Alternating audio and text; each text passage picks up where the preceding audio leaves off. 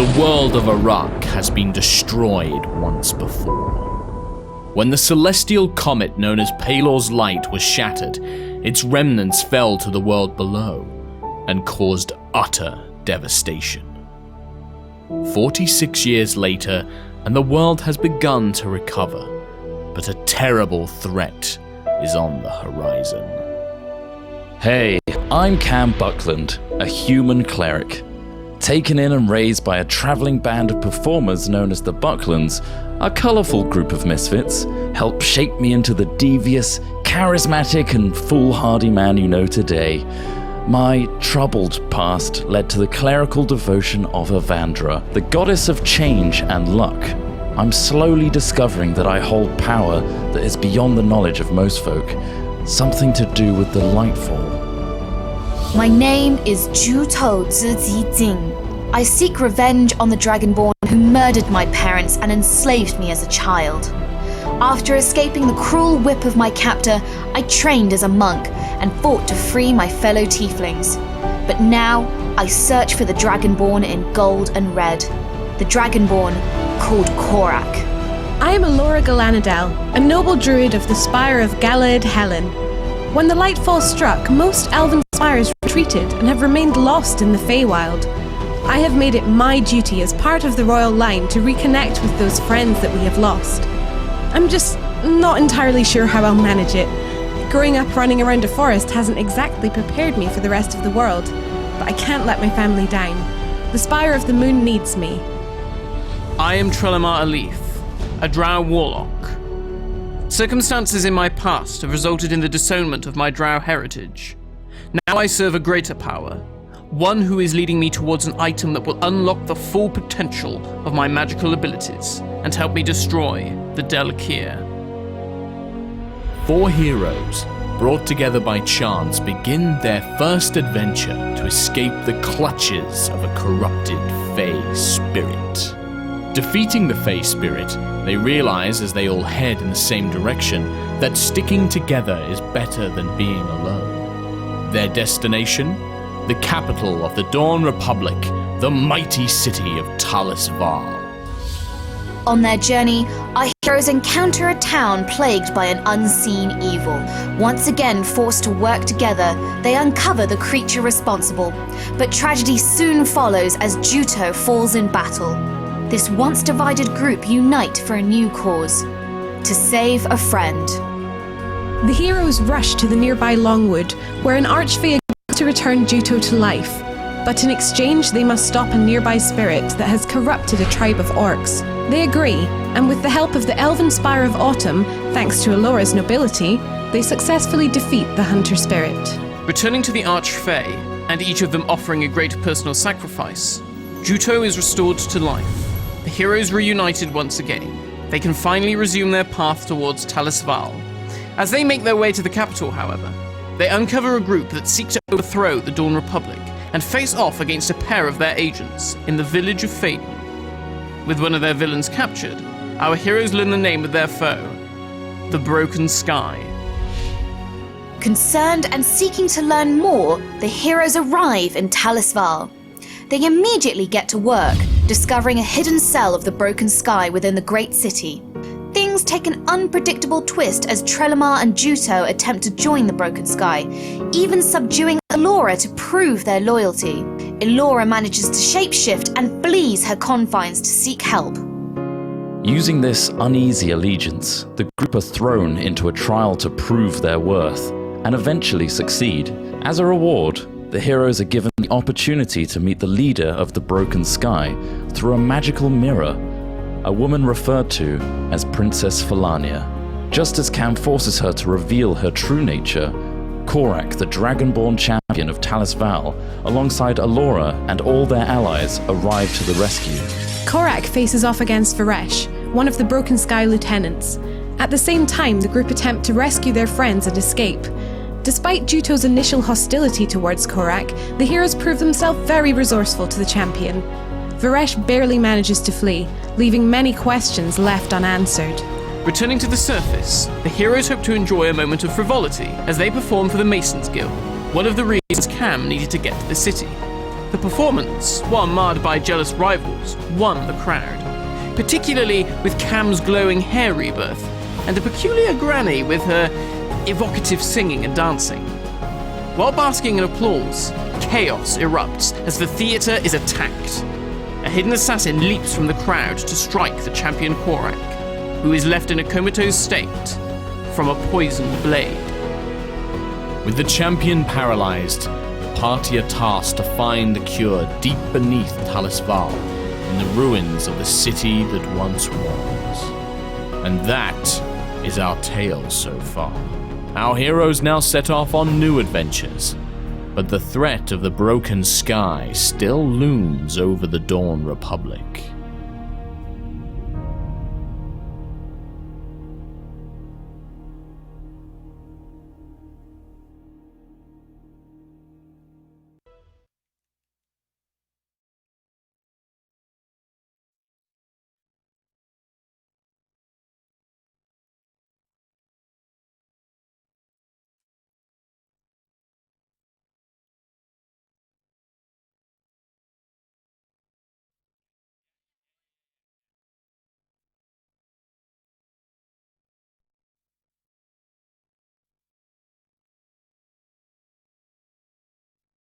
Hello everybody and welcome to HighRollers, our weekly D&D show. I hope you all enjoyed that little intro video there that we've just done. We all had tingles here, it was pretty exciting. That's why we're a little bit late today, unfortunately. We just had, Trot was having a bit of, it was rendering. I was literally rendering it. Literally All rendering the it just before. particles and the He worked his glows. butt off. Worked all weekend. really hard. Really big thank you to Trot for putting that together. And for everybody for incredible VO. I think we all did really nice VO, and thank you Nina for all the artwork as well. Yeah, thank you, Nina.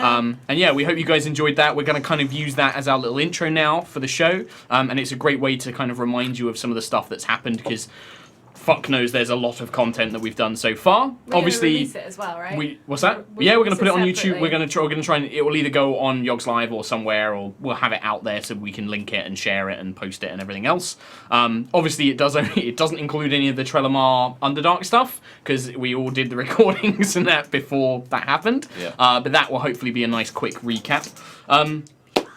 Any announcements? So next week is Insomnia, or this weekend, in fact, this weekend coming, much to Katie's stress. I leave on Wednesday, so Yeah. I'm there for like almost a full week. Full week. But, So yeah, if you say hi, I'm working, but Chris and Kim will be on the Yogscast stand. Yep. Mark and Matt are sadly not going to be there. Nope, but sadly not. I'm going to be working. If you see my little red hair bobbing around, just say hi. Yeah. Like, So I'll be working, but I'll always stop and say hi to you. and guys, Yogs will so. be there with merch booth, and you guys will be signing and stuff like that as well. And there is a really good. We have a new thing as well. Oh, okay. Of the merch. Potentially. We need to speak to Mike about that. We'll announce that once we got confirmation. The other thing is there is an after show, the Yogscast Sports Day.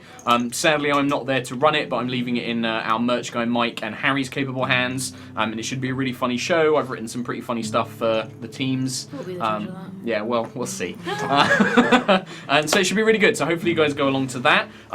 For the game, obviously there won't be a regular HighRollers session next week, but Kim will be returning as Dungeon Master to do another little one-shot, or a follow-on one-shot, shall Yeah, we say. so we decided to do another horror one, but because people love, like, you know, the characters from the last one so much, and Matt and Kat are free, we're going to do, like, a kind of another chapter in our Ghostbusters. Do you want to talk about the third member that might be coming along, or should we keep him a surprise, or...? I think we can definitely say who it is. Okay, so Duncan is going to be joining us as well, because Duncan and I aren't doing Sunday at Insomnia, so we're coming back. I'll be exhausted. Duncan will be drunk still, probably, because he's going to the pub quiz. Yeah. I don't know what time he's actually leaving on Sunday, by the way. So. Who knows? But he definitely said he was going to be there. Okay. So, and I made him promise like 3 times, and if he breaks that promise, I get to break his kneecaps. So Win-win. Win-win. he'll be there. Cool. So there you go. So I think that's it for announcements, obviously, and yeah, we'll just get that video uploaded, and then we'll link that out, and you guys can watch and rewatch and share and everything else. Also, we have fan art today in the. And we have fan art during the break Oh, as well. you have You been have been busy. busy, guys. I need some sleep. That's what I need. We'll crack back on. So, quick recap. So, obviously, you've seen there the big overarching recap of what's happened. But since that followed, the group have descended deep beneath Talis Val and have gone through many trials and tribulations. They have journeyed through an ancient temple full of traps. They've made their way into a pocket of the Underdark called the Garden of Stone, where they overthrew a Medusa queen. making themselves various allies along the way. And then they've discovered the scroll needed to cast a spell to return Korak to his healthy state. But they've also journeyed far beneath for a member of their own party, Trelemar Leith, who is in search of a powerful mask from his warlock patron, and has recently discovered it. After several visions of the past, they've made their way through a very strange temple, which seems to have been overcome by some sort of weird time and gravity and all sorts going strange. They have made their way to the final vault, to the chamber, where the mask, known as the Shroud of Eyes, is located. And I believe that we ended things with Trelemar donning said mask. Somebody stop me. Someone's smoking! Not quite that mask. The mask itself is silvery and has 3 purple gemstones for eyes and seems to shift and warp. And as he placed it on, it moulded around his face and created a seamless Rorschach-esque mask. How do I see out of it? Well, and that's where It's we called are. the Shroud of Eyes. It must have a lot of eyes, spaces, Well, it has right? 3 currently. And that is where we begin today. So, that's a very good question to ask. How do I see things? You, Bumping into you things. feel this arcane power kind of swell over you. You are automatically attuned to the mask. You don't need to spend a short rest to do so. And you have all of its stats and abilities there, I believe. I do. You have an innate understanding of how they all work. It requires merely your thought and will alone. How you see the world as normal, but you can definitely sense that you can empower the mask to allow you to see things that aren't perhaps there, to see through objects if you would so wish, or perhaps to peer into the very minds of people around you if you expend a little bit of power. As you place it on, the temple itself begins to emanate light. The shaft of moonlight that was illuminating the pedestal that lit it now spreads out and begins to fill the room, which previously had been almost pitch black to your eyes. You now begin to see that the circular walls have engravings. There is short, shallow pools of water built into the floor around the main pedestal. The 3 of you, who had previously been fending off various spectres, the spectres vanish and dissolve as soon as you turn around and see Trelemar wearing this mask. The shadows just simply vanish, and you are left alone. You now see Trelemar, but his face is obscured by this silvery coating with these 3 gemstone eyes. And you see these carvings around the circular walls.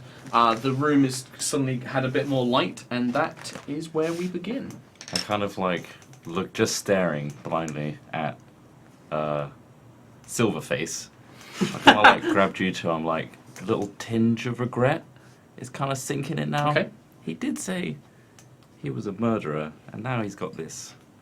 I'm Just still a this bear, whole I mask think. thing going on. You are still a polar bear, yes. And his patron, it's a little dark and weird. I did want to mention to you guys, I'm not entirely sure why we are here. You Too kind late. of just hear this in polar bear form. Alora, I like being a bear. I don't have to talk And then, you about this horrible thing. feel more powerful. You certainly feel you have these new abilities. Your spells have been somewhat empowered and things like that. And you gain all the benefits of the mask. Trell? And then, you can just see How do I look? Right. Yeah, I'm going to transform back Oh, it's into still Laura. him. Well, that's good. Elora. You watch as her form begins to shrink, her muscles shrink, the fur recedes into skin, her clothing reforms Small again. as she transforms back into her moon elf form. Thoughts on this circumstance? Trell, is it Super talking Trell. to you? No. You can't hear voices. No. What As about- he speaks, the mouth, you can just see bare movement underneath the mask, but it is almost like there is no features. Like his nose, his mouth, his eyes, they're all gone. Just these 3 gemstones are kind of peering out. You as know, if it's now even harder to read what you're trying to tell us than it was before. And before it was quite difficult, and now there's literally physically a barrier there. I Is am it- now a man of mystery. Is it the front Entirely. of his face, or does it wrap all the way around? his hair is still present. His white hair with the black That's the only thing streak. that pokes You out. can't hide that. Yeah, and he's still got ears. You can still see So it's his kinda very like- defined white ears. Yeah, his little pointy drow ears still stick off Is to it the like side. a silver version of Black Panther? Yes, Where it's like yes, but with 3 gemstones for 3 eyes. yeah. gemstones. Okay. Yeah, that's almost Visuals. exactly. Very superhero Deadpool mask-esque. Nice. It's pretty badass, Trell, but I'm kind of concerned for all of our lives right now. What does it do? And is anyone else talking to you and trying to control you in any way? I'm about just your a little patron? concerned. No I one don't is, see no one what is would be talking so to me. bad about that. Pardon? Artifacts talking to you. Well, I step away from Juto as well. Okay. What are you guys just currently talking to Trell in the middle of this room? He's currently stood in the kind of centre. You're all kind of by the entrance. You can now see it has been lit. You can see that there are rivets of shallow water that kind of pools around. I'm kind of water and not blood that's pooling here. Well, it looks like water. you drink it. So your patron, I am the Lizard Queen. he drew you here. It was your epic quest. Yeah. You've got it now. You said you saw the past as well. What? He saw. Remember, Yeah, he saw someone who tried to get it before him Yeah. and failed and died. And it's still here. Joke's on him. Well, Or her. Oh, yeah. It's the matron, right? no, it was Zaylen. But there was another woman that wanted it as well. Oh yeah. Yeah. Wherever But she you do is. remember- Did he tell us about that though? You suddenly have the sudden memory that Granomir was used to open the vault, and it was very specifically some sort of dragon was needed to open the vault itself. You suspect it's probably likely that the matron herself couldn't open the door, and had to leave. I'm very clever. No, you're not. You're really You're not, but logic It says kind of minus strikes you one at this here. point. Logic kind of takes hold I at froth this at the point. mouth. And yeah, But yes, no voices. I see all. You see all. see all. I see all. As in what? Well, As in what? if I wanted to, No way. I could see all. I could see everything. Well, you admire because it's no longer noodle dick. I don't. But I don't need to use my powers to see your padding. So you understand what the mass does. Yeah. What does it do, What does Trell? it do? Just allows me to That's a to big see sheet it. of paper. It's It's everything you see. Mark's It's just got a like big it. instruction manual. And Comes with this instruction It's not manual. the that we biggest. just take it. It's not the biggest sheet of paper I've given someone. No, but it's quite a big. It's Kim's quite a just lot. like, so maybe some summary. Is it going to kill us immediately? Does No. it have a life of its own? It doesn't have a life of its own. It will not kill you. It will aid us, if anything. But It will- why did your patron want you to have it? What does Yes. he want you to do with it? These are the It's questions. it's what we're a bit just slightly concerned about. As you're kind of asking that, the walls of the circular temple, the central chamber, this vault, do seem to glimmer with a silvery light, and the carvings that were kind of ingrained, you couldn't really see them at first because they're just carved into black onyx stone, but now they kind of almost begin to glow with this silvery light, and you can see that they're pictographic murals that goes around the whole circular temple. They seem to depict various different scenes, and you're not quite sure. You'd have to go through and actually look at them and analyse the story to see what they mean. I want to do that. Okay? I want to do that. Okay. Yeah. Can you read all this? Or is it just because It's pictures? all pictograms, yeah. Yeah. You can all understand it, like it's Okay. quite clear enough Even by you the can pictures. understand it, Cam, because it's his pictures. Thank Lots you. of drawings. Between all your collective knowledge as well. So, for example, the carvings show an elven female and an elven male. Trelamar and Elora both identify them as being Sehanin and Trell's patron, Darmir. It shows them together, the stars and the moon. Through the pictograms, you get the sense that they want a child, but Sehanin cannot conceive. How's Instead, that in pictures? So wait, his patron they show her like is crying over like other children figures being held. You're kind of conveying this through like very basic messaging. It's not lewd. his No, his it is not patron lewd. is your patron is with the goddess of my spire. Yes. They're together. Yes. That's weird. There we Okay. go. You can trust me now. No. You see that instead Damir pulls power from a strange star and creates a child for them, a young girl. that's creepy. She has black skin like her father and white hair like her mother. At first they seem happy. As she grows, she shows a fondness for spiders and seems to become more and more cruel. Sounds It cool. shows her killing mortals and animals, and her parents try to control her. As an adult, the daughter creates a drider from a mortal, and shows it to her father. Damir is appalled, and a fight ensues. The daughter is strong and wounds Sehanin in the process, which enrages Damir, who tears his daughter in half. The daughter crawls away, turning herself into her drider for her lost legs, and Sehanin is devastated. Damir, your patron, in shame, flees and journeys to the far reaches of the stars in exile. It is quite apparent that their daughter is Lolth, the goddess of the drow. It's kind of like a nuclear Interesting. family, standard story stuff. I Pretty mean, much. Drydas happen all the time, don't they? Would my family, being of Sahanin, You have told never me? heard this story. This has never been taught to you. You have known clerics or priests of Sehanin that tried to educate you about religion. You weren't really that interested. And yeah, just this is never like the idea that she's the mother of Lolth and that she was wed to some mysterious drow elven figure. It's mind blowing. Would I have heard of Lolth before, though? Yes, you have definitely heard of Lolth. You know that Lolth is the demon goddess of the drow, cruel, unbelievably evil, very nasty goddess, basically. And it is her reason, and she created the drow themselves. And as you are kind of gone, I wonder how that affected your patron tearing his daughter in half and then her becoming Lolth, the ultimate evil. well, as you ask that question, there is a shimmer in the air, and a robed figure seems to materialize. It has caused me great pain. Holy fucking shitballs. You witness this shadowy figure, which you've always seen in this dream state, this far realm, this lake, endless lake with the stars above it. But you recognize him. He pulls back his hood, and you can see an elven figure, but with black skin, but dotted with stars almost. White, silvery-like hair, streaked with black, who just seems to materialize. His form is transparent and seems to flicker and is very weak, but he seems to move around the temple. You can see him looking up at the curved walls. I have come because Trelemar has completed the task that I set him.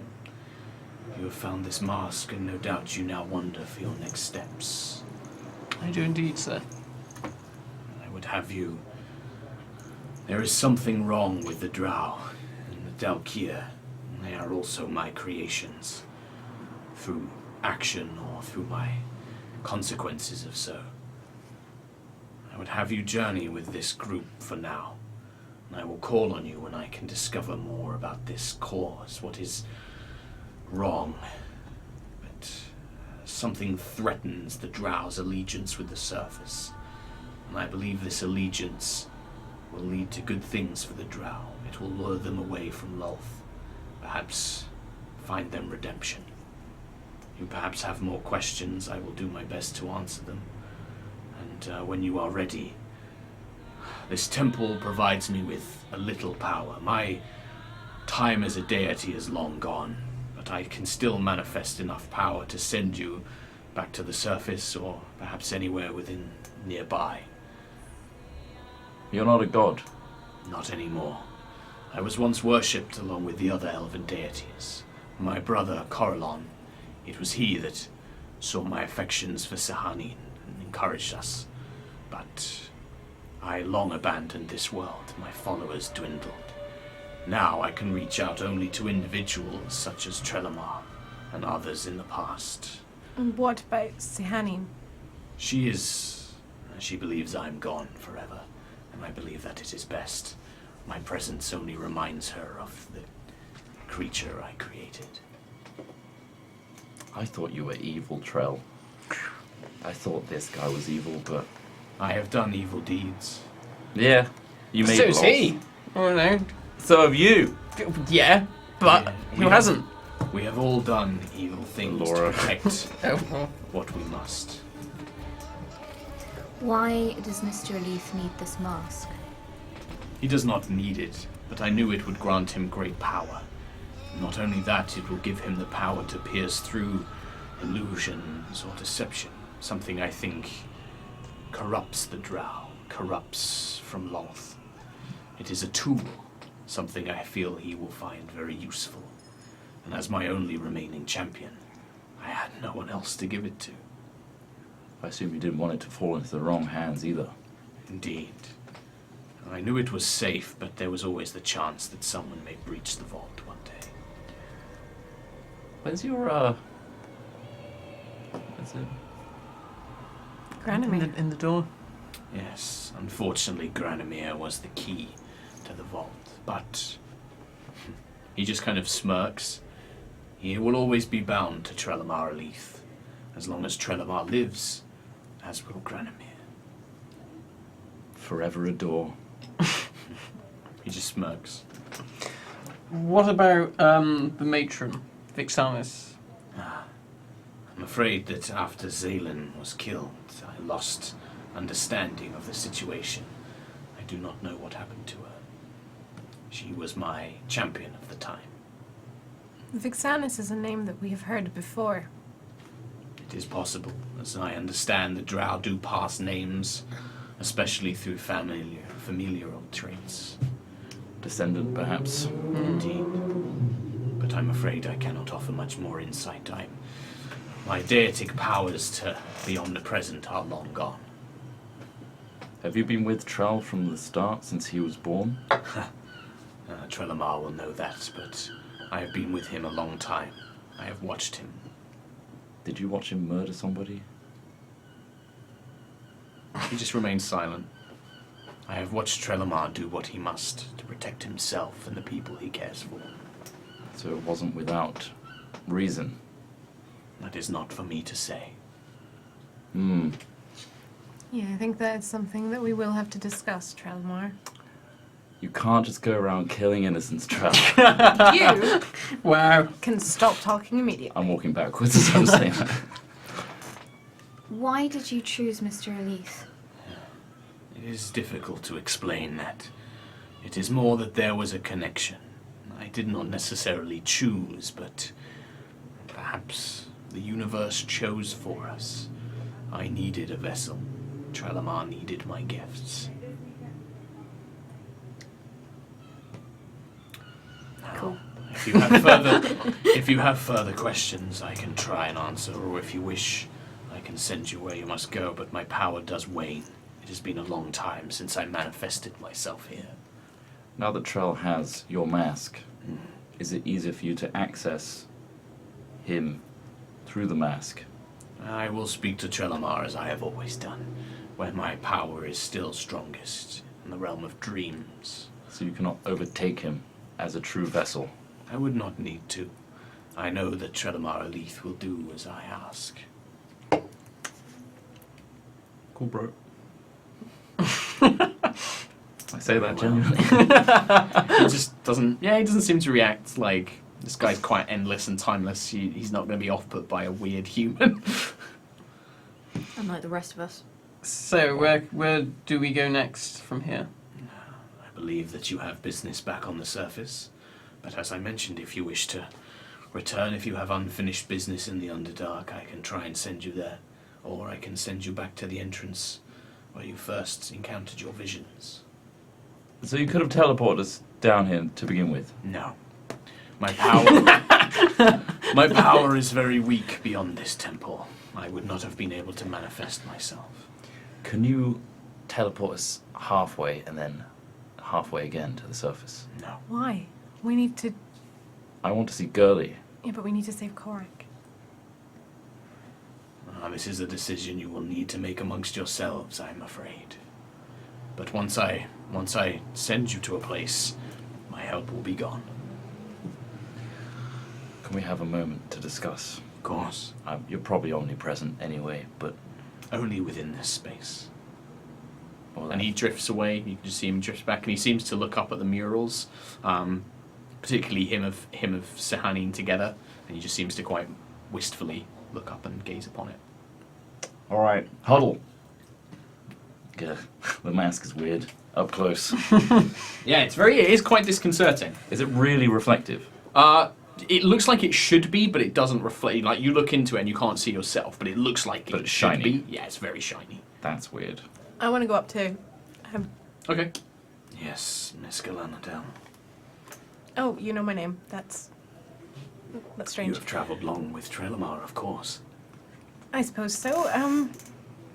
Is there any way that I can communicate with Sehanin on your behalf?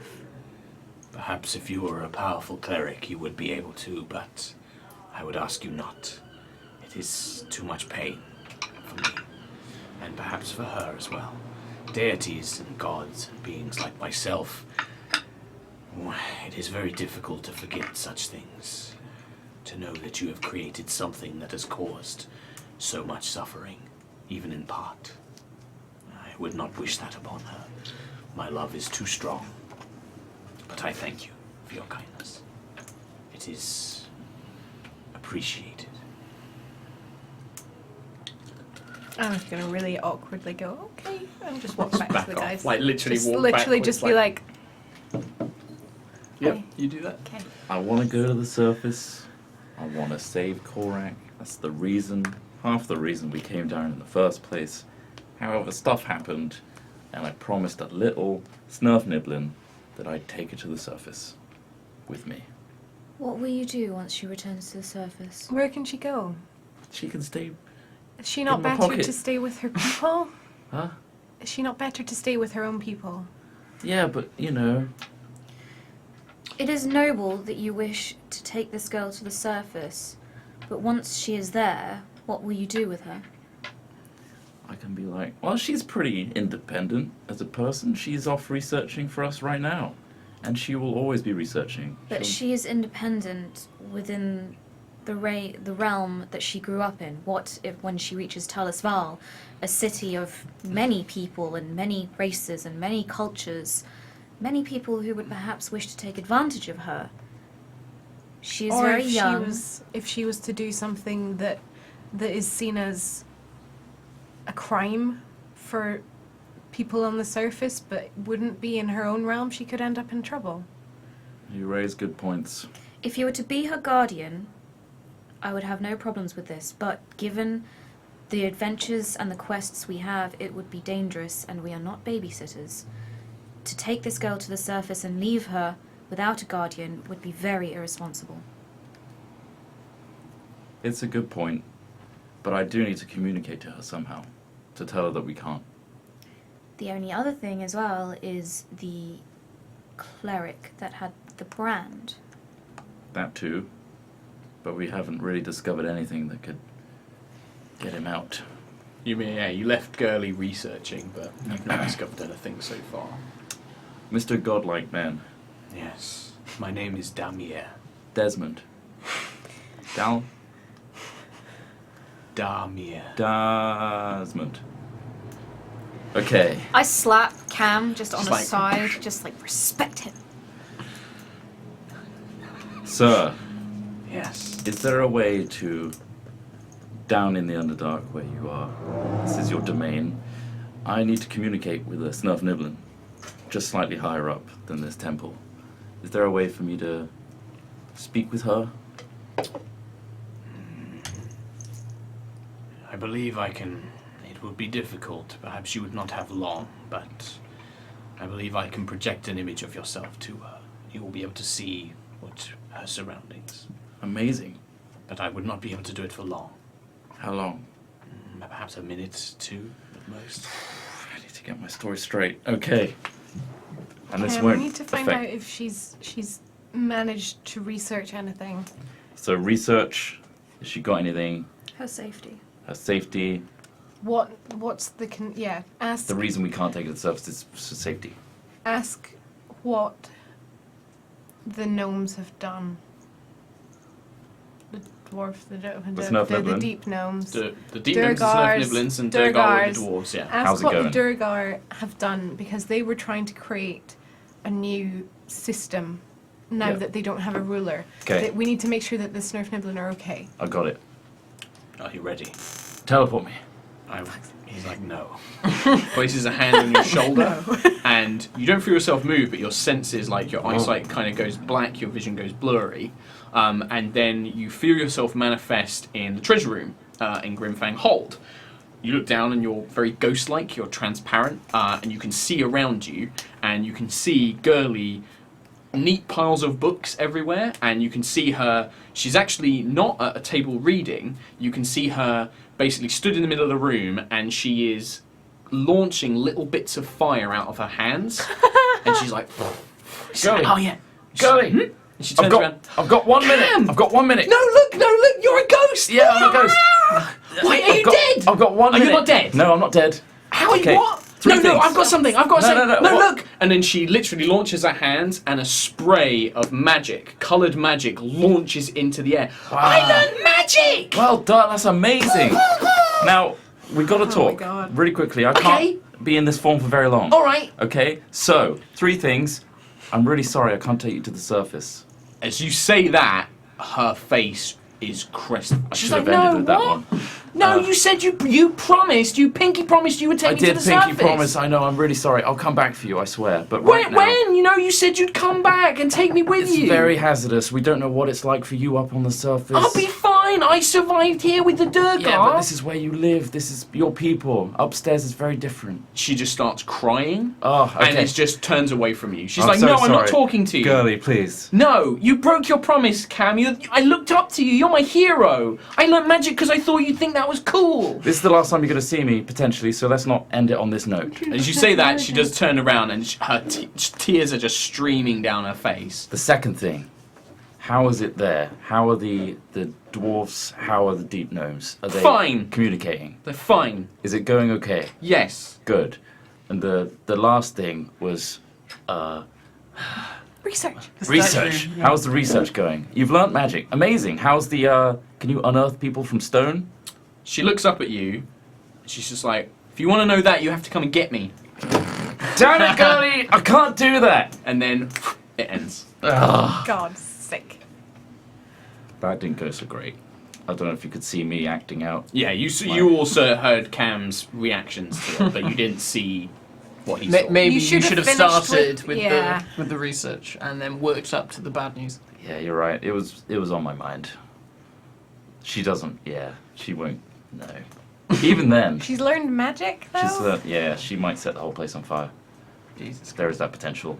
What Do you have we think done? she might have gotten a spell, though? Maybe, but it mostly seems like she's taught magic for herself. But at the same time, she could have taught herself magic to, get someone out of stone. However, we'd have to come back down to see any results with that, so what's the point? Let's just go to the surface and carry on. Are you certain, Cam Buckland? We don't have a choice.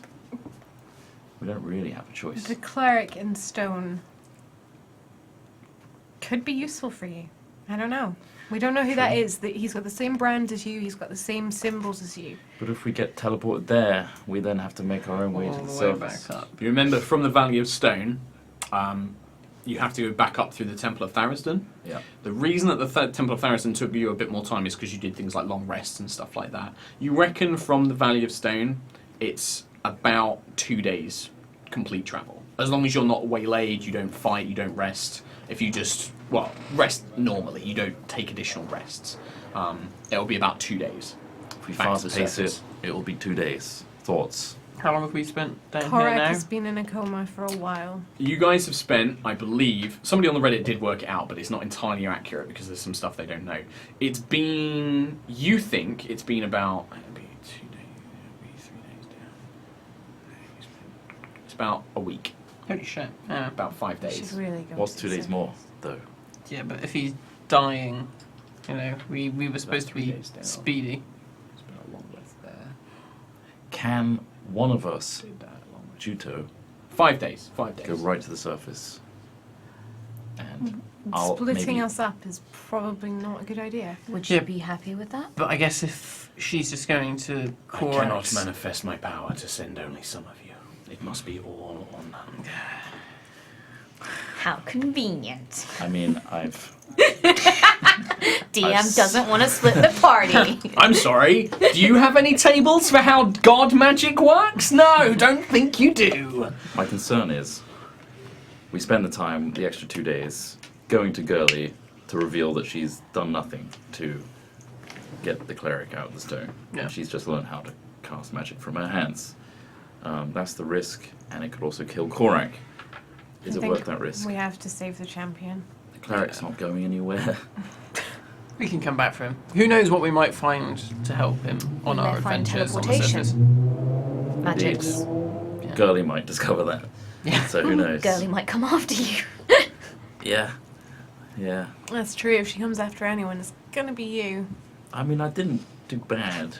You did pinky promise, but I mean, yeah. I think we need to save Korak. That's what my father would have told me to do All right. as his friend. Then it is settled. He better not be dead when we get there. You wish to return to the surface? Yep, that's the choice that we made. Very well. He reaches out a hand and a swirling gateway of black energy, speckled with stars, seems to appear in midair. This will return you to the entrance of the catacombs you used to enter here. All right. Troll first. Good luck. Cheers, boss. You step Off I through. go. Yep. You step through, and you feel a sudden rush of movement, and then it's daylight, early morning, and then the rest of you follow. Yeah. Okay, you all pass through, you get the same rush of movement. The bright light is blinding at first. You struggle to keep your eyes open and squint hard against the engulfing light. You can feel the sun burning your skin, but as you breathe, the air is addictively fresh and crisp. Soon, the sounds of a city surround you. A thrashing, pounding, overwhelming noise compared to the endless, eerie silence you encountered in the Underdark. At first you feel nauseous as the smells and sounds of the city threaten to overwhelm you. But your body begins to adjust quickly. You hold up a hand to shield your eyes, but you begin to see easier. You can see around you the entrance to the graveyard district. You can see in front of you a small market square. You are back in Talis Val, capital of the Dawn Republic. I forgot how much the surface smelt. I don't think Girly could have dealt with this. We were only there a week. True. All right, let's get a move on. Now, after a few minutes, your vision, you're still struggling, coming out of somewhere very dark after a long time. You spent quite a long time underground, but you are slowly beginning to adjust. Can I take my mask off? Yeah. So you kind of touch it and you pull, and it's almost like water. It just pulls off, and then it just forms like a flat mask, like a silvery mask in your hand. You slip that into your bag.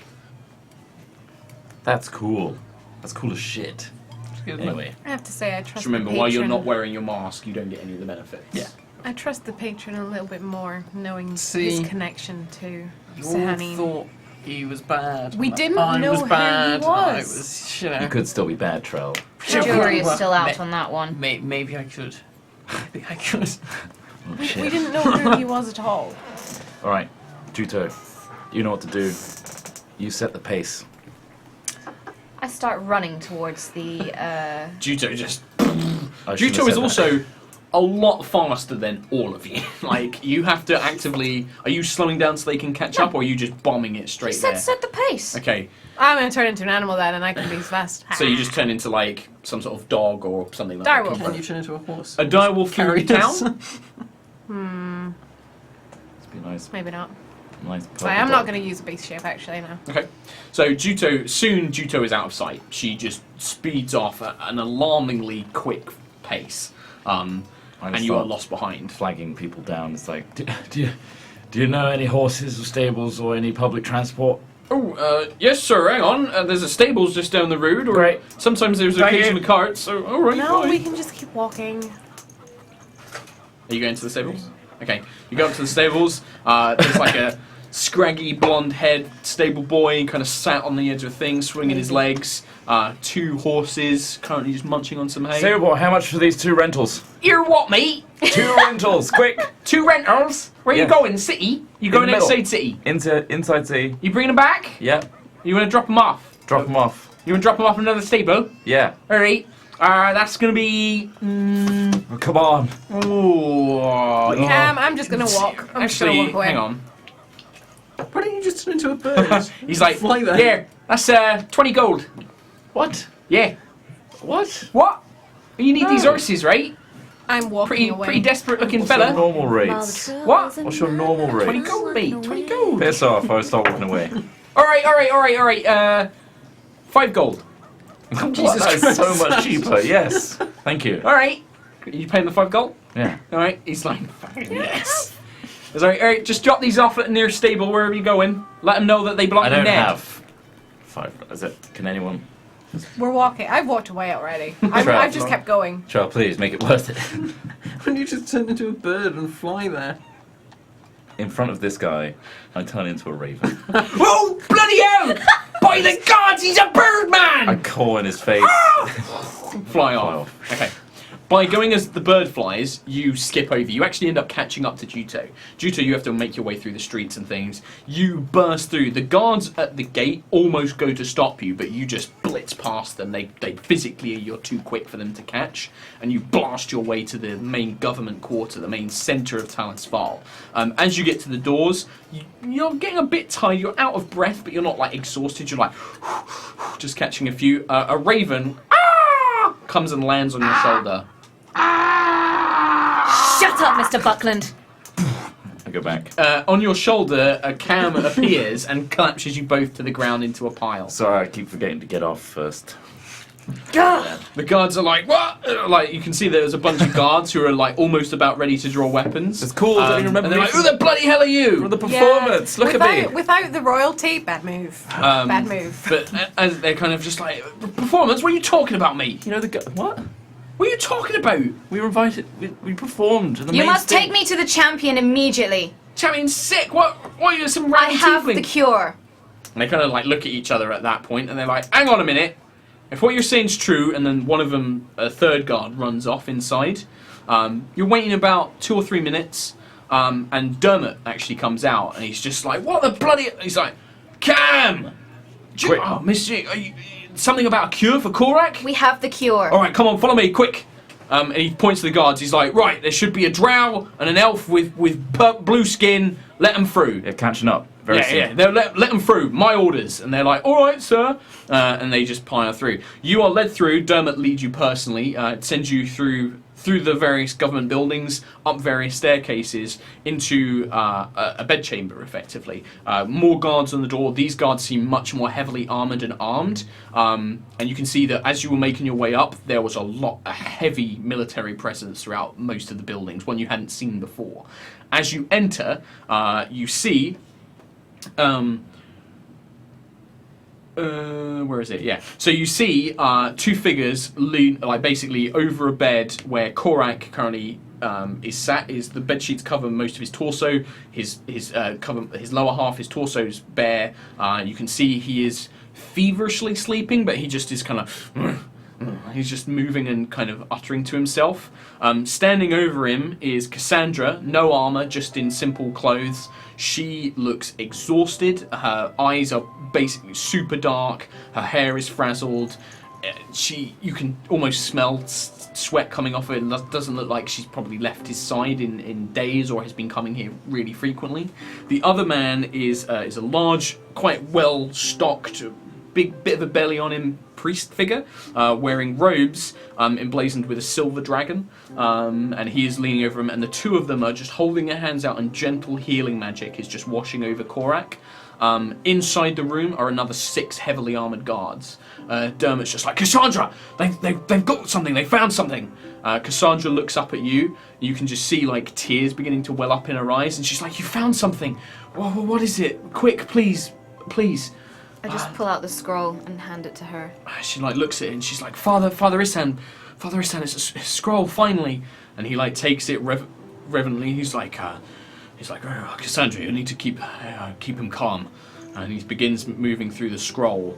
And as he starts reading through it, at this point you guys have caught up. The guards are like, oh yeah, we were told to expect you, and they start leading your way up. He starts looking through the scroll and he looks at you with very worried eyes. He's just like, oh my dear, I'm very sorry, but this scroll is very powerful divine magic. To use it, a powerful cleric would be needed to use it without potential risk. Myself and the other head clerics of the temples, there is a 50% chance that we may destroy the magic in the process of using it without effect. We would need a cleric who is favoured by their god, somebody powerful enough to use it without issue. Okay, Which just god? really smug. It doesn't matter. Yeah, the divine magic is divine magic. It will not matter which god. Are you a cleric? I'm a cleric. Right here. I'm qualified. Are you a part of a temple here, or? No. I'm a devout servant of Avandra. Oh, Avandra? Did you not see the performance? No, I had duties. For God's sake! Cassandra just looks up at Isan and it's just like, if he says that he can use it, he can use it. Please, Father. He's like, very well. But the champion's life will rest in the balance of this. You take the scroll, you know, looking through it, it is beyond your current level of power to cast freely. There would be a risk in doing so, but not as bad as a 50% chance of you ruining it. You would really need Avandra on your side to be able to use it. Okay. In which case... Juto is currently obviously just death staring at you as the scroll is handed over. I'm going to give the scroll back to Juto for a second, and then walk to the other side of the room, facing the wall, and fall into prayer on my knees. Like I would be doing, like, aid or something like that as a ritual. Using that to tap into the energies, to summon Avandra into my thoughts. Avandra, now is a really cool, lucky time. Please, Don't hear anything. guide me. I've been to the dankest of danks in the underdark. We're in the room, right? And at this point, you guys make your way up, and you can see Cam praying. The room, there is a tense atmosphere. Cassandra is just kind of looking towards Cam and Juto, and then there is this other figure, this heavily stocky-looking father priest figure, who is just he resumes like gently healing Korak. Miss, I'm sorry. I should probably introduce myself. I'm Father Isan of the Temple of Bahamut. I assume that you are all known to the champion, and Cassandra she seems to vouch for you. Yes, I travelled here. I am from the Spire of Galad Helen. I came here to meet Korak. Ah, yes, I have been informed of your visit. I'm sorry that it is not under better circumstances. I apologize if I'm somewhat distracted. Cassandra and I have been doing what we can to keep the champion comfortable as best we can. Without it, he is in considerable pain and Is there discomfort. anything that I can do to help? If you wish, Cassandra needs to rest, and he seems to look at her. It's like, it just requires gentle healing magic, nothing too expensive, but just your concentration, if you would. Yeah. I'll try and Cassandra's like, and do no, Father, I'm honestly, I'm fine. I can stay. I'll just put my hand on Cassandra and say, you need rest. You have been here. You have done well. You have done good by him, and he is aware of this. Rest. I'm not going to leave the room until this scroll works, but I'll let you take over. And she kind of takes back, and she seems to droop into a chair, and you can just see that this weight just seems to... She just slumps into it, you know, her face exhausted, and you just gently lay on your hands. You don't need to spell a spell slot. I'm just going to assume that you're kind of using gentle magic to just keep him calm, just almost oozing out a bit of curing magic. You hear nothing. There is no response. I go over to Cam. Mr. Buckland, Yes. can you do this? Yes, I can perform. I mean it. Can you really do it? Yeah, just give me some thinking time. What can I do? Just, it'd be fine. And I start thinking more deeply into old, forgotten, horrible memories where Avandra has helped, or I've helped Avandra. Some horrible memories like Mirella, those moments like that. You don't get contact from Avandra, but as your mind is thinking so hard, you can't help but remember the things you were taught. And one of the key tenets of Avandra is fortune favors the bold. And you know that her followers have to take action, you know, even if they doubt themselves. All right, I snap my eyes open, stand up, brush myself off. The scroll. I'm ready. Are you sure? Yes. Is there anything I can do to aid you? Pray. I don't believe in any god, but I will. Then just do some cool Guando shit in the corner. Some cool flips. Very hesitantly. Keep Cassandra upright, maybe. Okay. Give me some space, everybody. I don't want anyone interfering with my connection to Avandra. The father will be like, the champion will be uncomfortable during the process, but I can step away if it is that important. Cassandra, I know you Yes, are Ken. extremely weary. Yes. I'm gonna healing word. She kind of like perks up a little bit, she like wipes the sleep from her eyes. She's like, yes, no, what do you need? I need you. All right. Come close. She comes up close to you and she's like, what can I do? Anything. I know you are Lightborn. She kind of like looks around. Whispering. Yeah, she kind of like, If you could lend me anything, I'll try. go deep. I know it is uncertain what powers we have, but Go deep.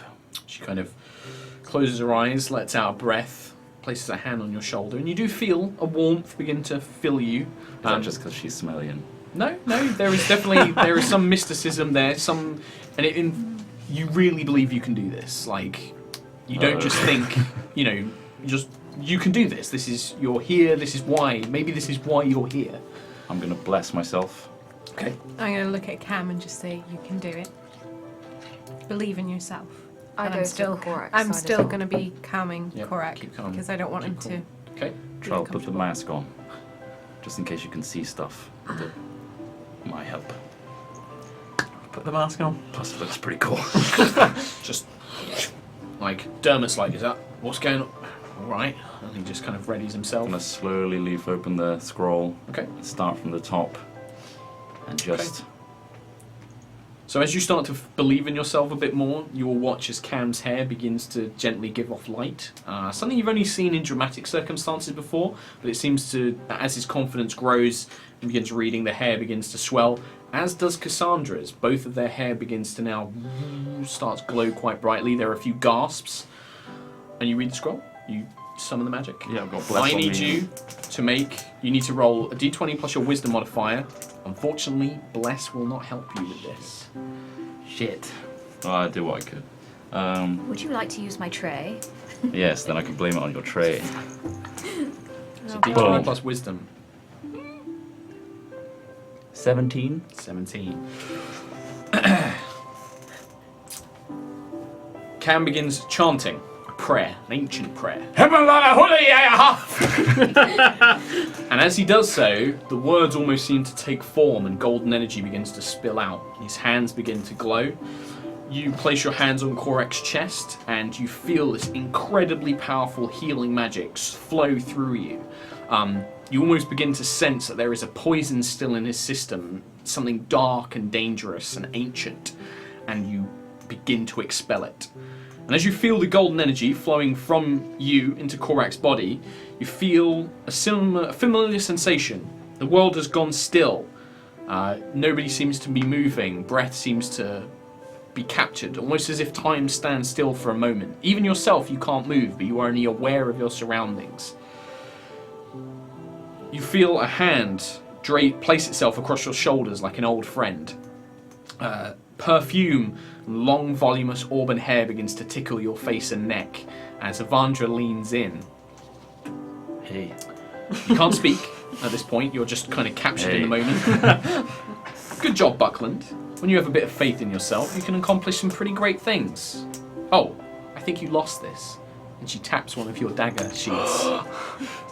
And then the world snaps back to reality, and you pull your hands back, the golden energy flowed, completely extinguished, and Korak breathes in deep and his eyes awaken. Cassandra just bursts into tears and throws a hug around you. I know, Duracell's back! And in fact, as you go to feel for it, you feel the familiar handle I whip it out and just start there, walking. just whoosh, and you can see it almost seems to permanently glow with a bit of a bright light now. No just, shit. And yeah, Korak's just like, Where am I? What happened? and he like starts looking around. He still seems very weak, but he looks up, and Father Isan is just like, "You're all right, Korak. You're all right." Can I do a cure wounds on him? Yeah, you absolutely can. Do you want to spend that? Roll. Can I do a 3rd level cure wounds? Sure. Yeah, roll it as normal. What is that? Tell me. Tell me. Well, so every level above first, you It's add just an another extra D8. D8. Yep, Right. and then you add your wisdom modifier. Well, holy shit. It was worth it. 15. You feel the flowing energy, and you can. He kind of like wipes his brow. Again, there's still some weakness and weariness to him, but he kind of seems a bit more awakened with it. It's like, Oh, Miss Galandadel. Buckland. Missing. Where am I? What happened? I remember the assassin at the festival. What happened? Is everyone all right? and he seems had- to like really looking around. Cam. He had poison on his blade. It seemed to only affect you. It was directed directly to assassinate you. We've managed to keep you alive. Thank you. Thank you, my friends. This is terrifying news, but thank you. He kind of looks we around. do know who it was, but that discussion can be when you're a little bit stronger. He's like, no, I'm fine. And then he kind of like falls back, his head kind of rests down. The father's just like, no, champion, it will wait. These heroes are not going to go anywhere. You can remain. And Dermot's just like, it's all right. I'll brief you later as well. And he looks to you. He's like, I should probably let you know what's been going on in the town as well itself. When you get a free moment, come and find me. But Yes. he looks at Buckland and he's just like, good job, mate. And he walks off. He's just kind of like, yeah, nice job. Walks off. Thanks, bro. And Cassandra is just like literally clinging onto you, and your chest is getting I wet. forgot. Yeah, she's just like, you can just feel her tears like just soaking into you. She's like, thank you. I so pull her much. away. Like, She's okay. like, oh, this isn't a way for a paladin to behave. And she's like wiping her eyes. It's and- alright, but we should talk, me and you. We Yes. have Some, Well, I think, and she kind of looks around the room, I think your allies also now know. yeah. Well, I mean, We could've don't played know off, the but- full story either. Well, Cam and I are very similar. We are both something called Lightborn. I'm afraid I don't know much more myself, but that's where the glowing hair comes from. Father Isan knows about it. He's been helping me with something. Does? He does. Well, shit. Cool. So We I should think have a trio meeting. yes. Well, we should all sit down at some point and go over some certain things. But please make yourselves at home here. Anything you need, let the guards know. Sandra, just go rest. I'm going to go get some sleep now. Yes. We're fine. She looks down. Only been to the Underdark. It's fine. What? The Underdark? I thought you were just going to some catacombs. It kept going down. It sucks. You have been gone for a long time. Yeah. We went to the ends of the earth, almost. Oh, good. She just kind of takes Korak's hands, and then she leaves. Sweet. Father Isan's just like, I'll make sure the champion's all right. I'll make sure he gets some rest. But you should all do the same. It sounds like you've been gone for quite some time. Enjoy yourselves. Have some food. Have some drink.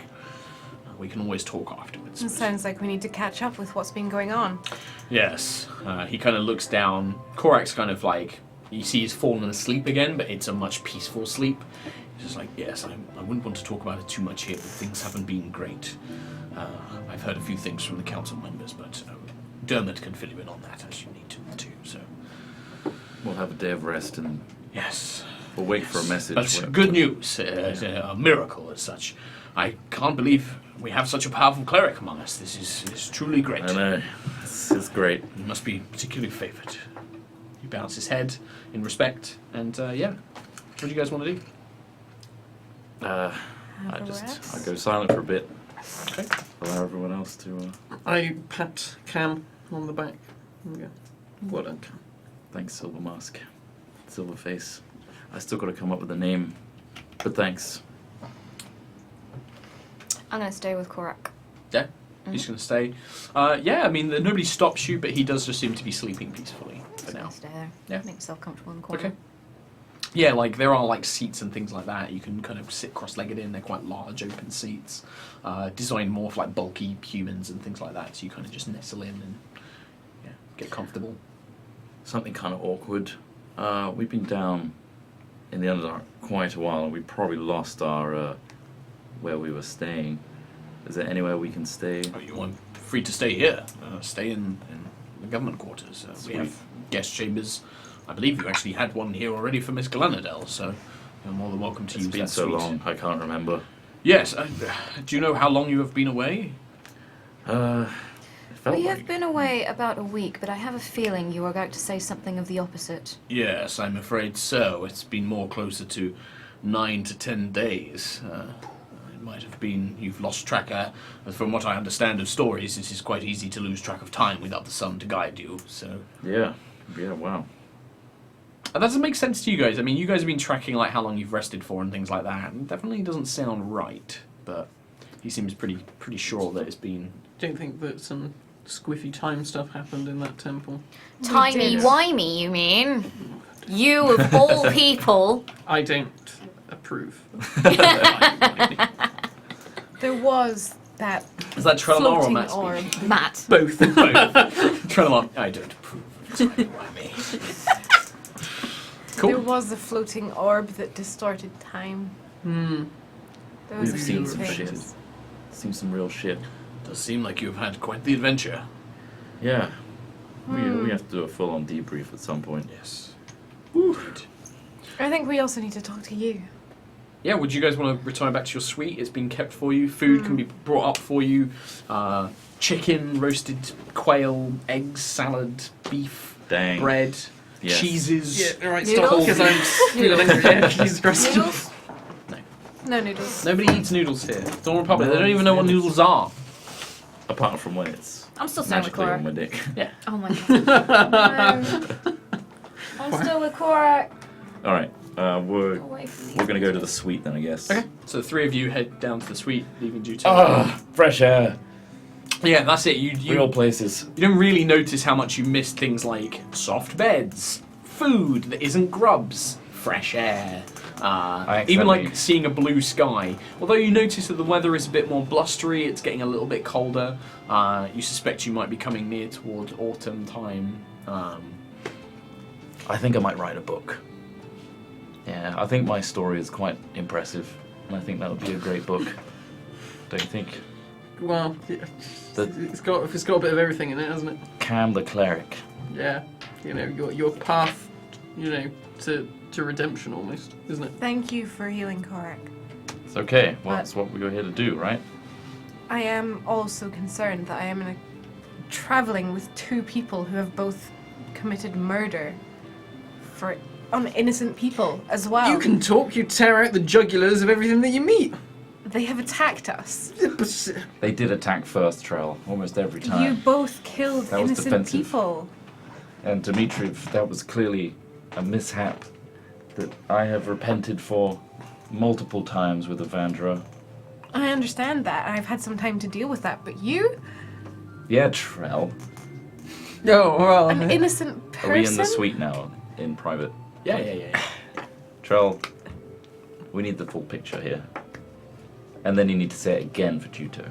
I shall. Mind explaining yourself?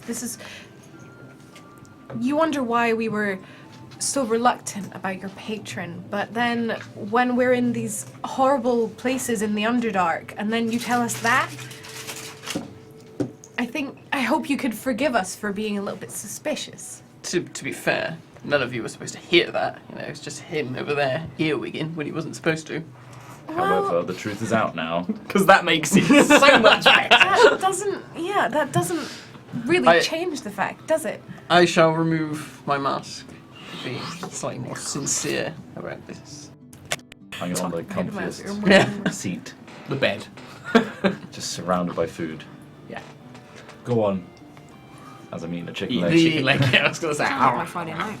The life that I took, I did not take with any pleasure or anything like that.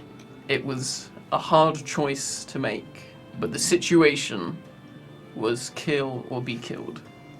So it was similar to the fights we've had.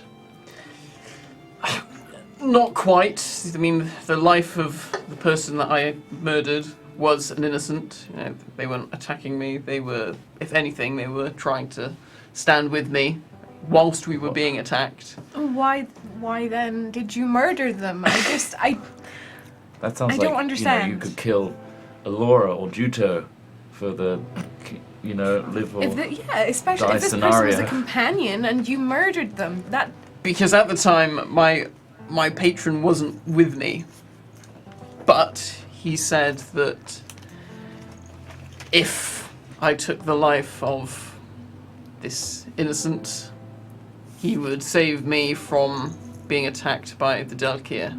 Your patron said that. Yes. I thought he was a good guy. But he is a good guy. Right, the words that he spoke earlier is that he did say, I have done evil things to protect others. But think about this, because, I didn't just do it because I'm trying to save myself. I've been granted these powers, this mask. I'm trying to do stuff to help the drow race. At the cost of an innocent. At the cost of an innocent, The needs of the many outweigh the needs of the few. Have you saved the drow? Have I saved the drow? Well, no, Yeah. this is my It's still ongoing. Yeah, my duty. So far you've got a mask. And you've sent us down to the deep depths of the Underdark. So far, that innocent has not come to fruition. That death hasn't been worth it in my eyes. But think of all the lives that we have saved together. You didn't need to kill the innocent to get there. Why did your Well, I patron did need because you I to wouldn't have kill had the power to help you. Fair points. I mean, I haven't got a leg to stand on, considering my situation. However, yes, at least you are open and clear about it now. You've explained yourself. We all have a dark past. Maybe not Alora. However, it's how we come out of that and how we change, and how we learn, how it doesn't make us worse or any darker. And that's what I've learned. I have been with you this long, and nothing that you have done has caused me to think that you would do anything like that to me. But I still think I needed a little bit of time just to process things. So I'm just gonna go for a walk. And I hope that you respect that. I'm gonna go and find like a forest or something, some kind of garden. Yeah, garden, Go forest. No, garden. But garden. Maybe. Yeah, I'll there find are a plenty of garden. gardens Trees. throughout the city, in the government quarter and in the. I don't have my. Can I find Think just about a how it's tree Yeah, there's and trees in the climb gardens. it and just sit Sit in up it. in the tree? Yeah. like Occasionally, it's getting to late afternoon as you're kind of sat up there. You've gone into one of like the nice plazas and you found like a lovely sort of sheltered garden, walled off and things like that. But you find a nice old oak and you kind of climb your way up to the top. And occasionally, a bunch of kids come running through the garden and you watch them scampering around, playing together. One of them might look oddly up into the tree and see this elf just kind of swinging her legs and like looking out there. But they don't seem to pay too much mind. They almost kind of seem a bit scared and run off. In the way that kids do if they find adults in places that they don't expect them to. And yeah, you just kind of reflect on everything. And yeah. I'm gonna need a lot of food to process this. And I walk up and just ignore him and just eat. Yeah, it's wonderful and fresh and reminds you of being back in human civilization. I do kind of miss the grubs. There's a little bit. They did taste pretty good. Yeah, they were pretty Fatty. juicy. Yeah. So, And what's Trar doing? I will go and sit down and. Oh, I think you know what I'm gonna do. I know what you're gonna do. Oh, okay. The things I'm thinking about, I don't know. I'm a bit worried. Think about what's happened to my little. Oh yes. Okay, yep, that's what you're going to do. So I'm basically assuming that the rest of you are going to take some time. Away I from just everyone wanna else. be 'cause on, jeez. I just want to be on my own. Yeah. In a tree. Especially And traveling with just these sit there. two for like 7 days or whatever. You guys spend some time alone. I'm going to assume at one point you all do head back to the suite and rest. You all each have individual rooms, so you don't need to interact and engage with each other. You kind of just take a bit of alone time. Juto, I'm assuming you stay in Korak's room. I'm just gonna in between I just mop his brow and then just I mean, he doesn't seem to be Clean sweating himself up. anymore. He seems to be sleeping very peacefully. fuss, Yeah, you're just kind of keeping an eye on him. And it's actually, you kind of feel yourself beginning to nod off. And eventually you do fall asleep just through tiredness and stuff. But you wake up in the middle of the night and you can actually see that Korak has sat up in bed and he seems to be reading through various sheets of paper. He's got water beside him that he's pouring into a glass. And yeah, he's just kind of, he looks over, he's like, Miss Jing, I didn't mean to wake you. Please, you don't need to stay here and fret over me. I'm fine, just resting. Father Isan won't let me leave if I wish to. But I hope you are well, thank you, and you and your allies for finding that scroll. I can't imagine it was easy. I've been informed of its effects and things. So. It did take us some time to locate it. Yes, I imagine. One of the few places I have not yet dared to venture is the Underdark. I have not heard great things. I think you would have enjoyed it. Really? It would have tested your mettle. Well then yes, I would have enjoyed it greatly. But still, I get to, and he waves the papers in front of him, it's like I get to test my mettle in new ways. It seems that things have not been pleasant while I've been out, it seems. This broken sky perplexes me. They are growing more bold and stronger. The Dawn Republic is cracking at the seams, and the Council... I put them in position because I thought that they would do right by the people, but it is clear that they do not know how to manage a crisis. They have become comfortable in a time of peace, in a time of stability. They do not know what it was like to form it under the stresses that we had after the Lightfall. But still, now that I'm back, perhaps I can lead them a little bit better, give them some guidance, and then finally I can find some peace and pursue my own quests once again. I ramble. I trust that your companions are well. Tell me stories of what you've encountered beneath the city. I would appreciate that as a nice distraction. He places the papers down. We went to a place called... Is it the Underdark or the Deep Dark? Underdark. Underdark. We went to a place called the Underdark and encountered a Medusa. A Medusa? Ah, yes, I remember. Who was it? Unwin. He once told me of such a beast. Dangerous. Seems none of you were turned to stone, so I suspect things went well. Fortunately, we were able to defeat her with the use of a mirror. Excellent. Wise tactic. They are quite devastating. They are quite deadly combatants themselves. Well trained in archery and swordsmanship, from what I understand. Wise to use it against her. And then I just spend however long. Yeah, you guys telling basically him overnight you tell stories. Like you would tell him something about that happened to you in the Underdark, telling him about the Durgar, about the Snurf Nibblin, about the ferryman, and all these kind of things that happened to you. The Temple, the Spectator, Tharisdan, which he is absolutely amazed that you managed to survive. And he kind of tells you stories in regard, things about that he did when he was trying to form the Dawn Republic, or when he left Brasaris, and the adventures he had in things, slaying manticores and things like that, and all these different monsters. And you kind of trade battle stories, basically. The three of you sleep peacefully for the first time in what seems ages. You're not haunted by dreams or nightmares. Although you take a while, you do find yourselves awaking every now and then, not unused to the comfiness of soft feathered beds instead of bedrolls and hard stone. But eventually the morning comes. You've been up all night talking, and eventually Korak tells you to go and get some rest and that he needs to sleep as well. And he basically ushers you out of the room, constantly saying that he'll be fine, don't worry about him, and basically he's like, go, it's fine. And you all rest and awaken fresh in the morning. As you're getting ready, I'm assuming you all kind of get ready individually, there is a knock at the door. And without invitation, somebody enters and is just like, I'm sorry to disturb you, just a message from Mr. Vigil, Lord Vigil. I'll just place it here, and he places it on the table and then leaves. I will go and grab it. Okay. Elora and Cam both seem to go over it, and you grab this letter and open it. And it's basically just Dermot saying he needs to speak with you as soon as possible, and to come meet him when you can. Guess that's our first port of call. It's Trellweek in the other room. So, Trelmar, you spent some time last night. You wait until the evening because you know that's the strongest time with your patron, when your patron is at its strongest. And in deep meditation, you focus. Do you do anything in particular, or are you just trying to meditate and summon it? Yeah, just that really. Okay, so you spend some time and you focus on your patron and the inky blackness of the water you used to stand on the night sky, and you remember the egg that Granomir came from, speckled with the night sky, and you try and picture it in your mind.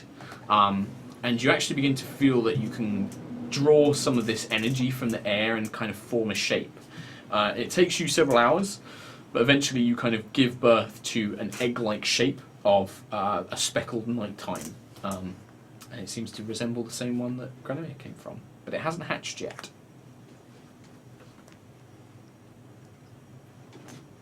I gave birth to an egg, sorry. Yeah. Laid an egg. He summoned it more from magic, but Right. yeah, he basically conjured an egg. Just thinking of the fan art, that's all. Yeah. Oh god. Laying an egg. Squatting on it. Mother Trell. So, I shall join join the party. with Breakfast. the egg. You hold the egg, so Trelmar comes And out holding an egg. I'll put it on the table. What the fuck? Placed in the Where did centerpiece you on top get of that? Laid it. Oh my god. I throw up. You really need to stop doing that. It's involuntary. He gave birth to the eggs, it's disgusting. It's quite a large egg. We're talking like Probably the size of an American football, maybe a bit bigger. Fuck. No, it's just too early for the shit. So is that Granomir in there? Well, yeah. Is he going to be a different colour? I don't know. I've no idea. You don't know. Is it going to be How Granomir? long did it take last time for the egg to hatch as one product? A couple of days, I believe. That's fucking weird, Trell. Don't do that again. Touch the egg. It feels very cold. Don't it feels touch- like a it gave cold birth night to- time. Ugh. Are you Didn't supposed you to hear keep the this screams? thing? You're supposed to keep this thing warm because it's very cold. Don't know, am I? You're supposed to keep You it did it warm. the last one. I The don't last know. one you just carried around in your bag. Yeah. Nah, he's alright. Well, either way, we got a note from Dermot. Yeah, we have to We go must meet meet him. with him. I don't know where Juto is, though. Assume she stayed with Korak or something. No, she should be back. Didn't I come back? She is back. Okay, back. Oh, Jutas just stood in the doorway. I'm just Look- there Where is at she? all. I'm just literally stood in the doorway behind you, just as usual. so you should probably go get her at some point. She's right behind you, Cam. Oh, right. Welcome. You have a nice sleep? Lose that smile. It's improving, slowly. Alright, let's go. Bring your butt, baby, let's go. Okay. I will take God. my egg. Carry the egg around with you. You could begin making your way. It's not hard to track down. You ask a few guards where Dermot is, and they point you towards his office. Along the way, Juto. Who is this Korak you spoke to this evening? He seems like a powerful warrior. You hear in your mind. I just kind of nod because I'm very aware that we're in company that doesn't know that Crown Run is a thing. Not yet. No, at the moment it's just the four of you Okay. walking. Yeah. So Oh, you could speak to it in Yeah. your mind. Can I speak to yeah, him? you can speak to him in your mind. Okay. Yeah, you just answer in your mind. In my mind, so these guys don't hear me, because Okay. I know they don't like Crown Run. I say, yes, he is a mighty warrior who formed the Dawn Republic. Yeah, you get a sense of unease. He is the leader of this republic. He is, but he leads with good intentions and goodwill. He is not a tyrant. No, Crown Red, no! All Bad Crown leaders Red. believe that they are good intentions, but that is where the worst tyrants come from. Those who believe that their way is right and just. Crown I Rand, do not trust him. Crown Rand, you know me. You are bound to me. I do not believe him to be unjust. We will see, little demon. But I do not approve of this dragon man. It is, in fact, his brother I need you for. I think you would be very happy with his brother, who in fact is a tyrant of the dragon-born realm. Very What's it well. called? Brasaras. Brasaras! Perhaps, but I will be watching this Korak closely. So then that's it. He goes silent after that. And then, so after a few moments, you notice Juto being quite quiet and internal monologue. It seems that she's concentrating. You make your way to a door, but a pretty simple, plain-looking office with two guards stationed outside. They kind of give you a nod. One of them opens the door, and you can see Dermot behind the desk. A belt of knives hung up behind him, various weapons and armor stored around the room, kind of haphazardly, not really well looked after, just like thrown on the floor or thrown on a chair. And he's just kind of scratching. He's grown like quite a bit of a beard, like a short beard now, over his kind of like very muscular square jaw. Pushes like his hair back, and he's just kind of, he's like, "Oh, good, you're here. Take a seat. Feel free to just throw those swords wherever you want. Yeah, don't worry about them. Take a seat. Take a seat." I thought Dermot was bald. No, he's always had like short cropped hair. He looks a bit like Bruce Willis, but from like original Die Hard, so like short hair, Okay. but with like a I'm square there. jaw. I'm with you. I Yeah. got it. Thinning hair. Yeah. Dermot, Dermy, the big D. Should I call you Cam the Mighty or Cam the Great? Yeah, something like that. Cam the Wanker. Brilliant. Right. Okay. What? So, welcome back. It's been about 10 days since you left. It's been about a week. No, 10 days. I've been monitoring it because a lot of stuff's gone down. Things are not great. Without the champion, the council's been useless, quite frankly. They don't know how to deal with crisis. They don't know how to deal with a problem like the Broken Sky. They're not used to it. They're used to trade disputes. They're used to merchants complaining about taxes. They're not used to thieves and criminals and, well, towns declaring independence. What? Briarcrest, they've gone fully independent. They've completely revoked ties to the Dawn Republic. They've refused to trade with us, but they have started trading with some of the other towns, and it looks like they've suddenly got a surplus of supplies. Wood, timber, ore, gold. They got bucket loads of it. They stole them. That's what I reckon, Briarcrest- but I can't prove it. Briarcrest is under the control of the Broken Sky. Exactly. But, as far as people know, the Broken Sky is just some group of thieves or terrorists causing trouble. They've got no reason to believe that it's currently controlling Briarcrest, and without proof, we can't really convince them otherwise. Even if we did, Greybell, Tallcliffs, they're all getting their main supplies that they need from Briarcrest now, rather than the capital. So who has actually gone to Briarcrest to sort things out? I've sent a few of my agents there to investigate it, but they're not well suited to it. And even if they could, what can they do? They've been voted in by the citizens themselves. We have to literally arrest innocent people to try and get to the people we need. You want some mercenaries to go to Briarcrest No. to sort this out? I don't, actually. I think that that's only going to make it worse. They're going to they'll use it against us. They'll try and claim that the Dawn Republic's sending assassins, trying to corrupt them because they're pointing out all of our flaws. I'm just letting you know what's going on. There's other problems as well. Thefts are going wild around the city. Businesses are being threatened, told if they don't pay up, they're going to get stolen from or damaged. It's all a protection racket. It's being run, technically, through a bunch of old thieves' guilds, but I know that they're working for the Broken Sky ultimately. There's a new drug that's going around as well. They call it Sky Dream. All this in 10 days? Yeah, it's gone mad. The council don't know what to do. They've been so concerned with protecting themselves after that assassination attempt that they've not been utilising the Watch or the Gilded Arms in a proper way. This Sky Dream, it's rampant amongst the upper classes. They've actually not targeted the working classes with it. They've gone for the richer, the high-class merchants, tradesmen, artisans with a lot of money to spare, and it's expensive. But the effects are supposed to be euphoric. You feel great. It's making them work harder. Do you think this is linked to the Broken Sky? Yeah, I reckon it's one of the ways they're getting gold. And subduing the uppers? Well, also, yeah, convincing them, getting them addicted, making it so that they're relying on their suppliers. Then they can push those suppliers to tell them to do stuff.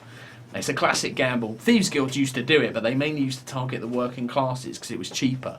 They could sell them crappier drugs. Now they're going for the big game.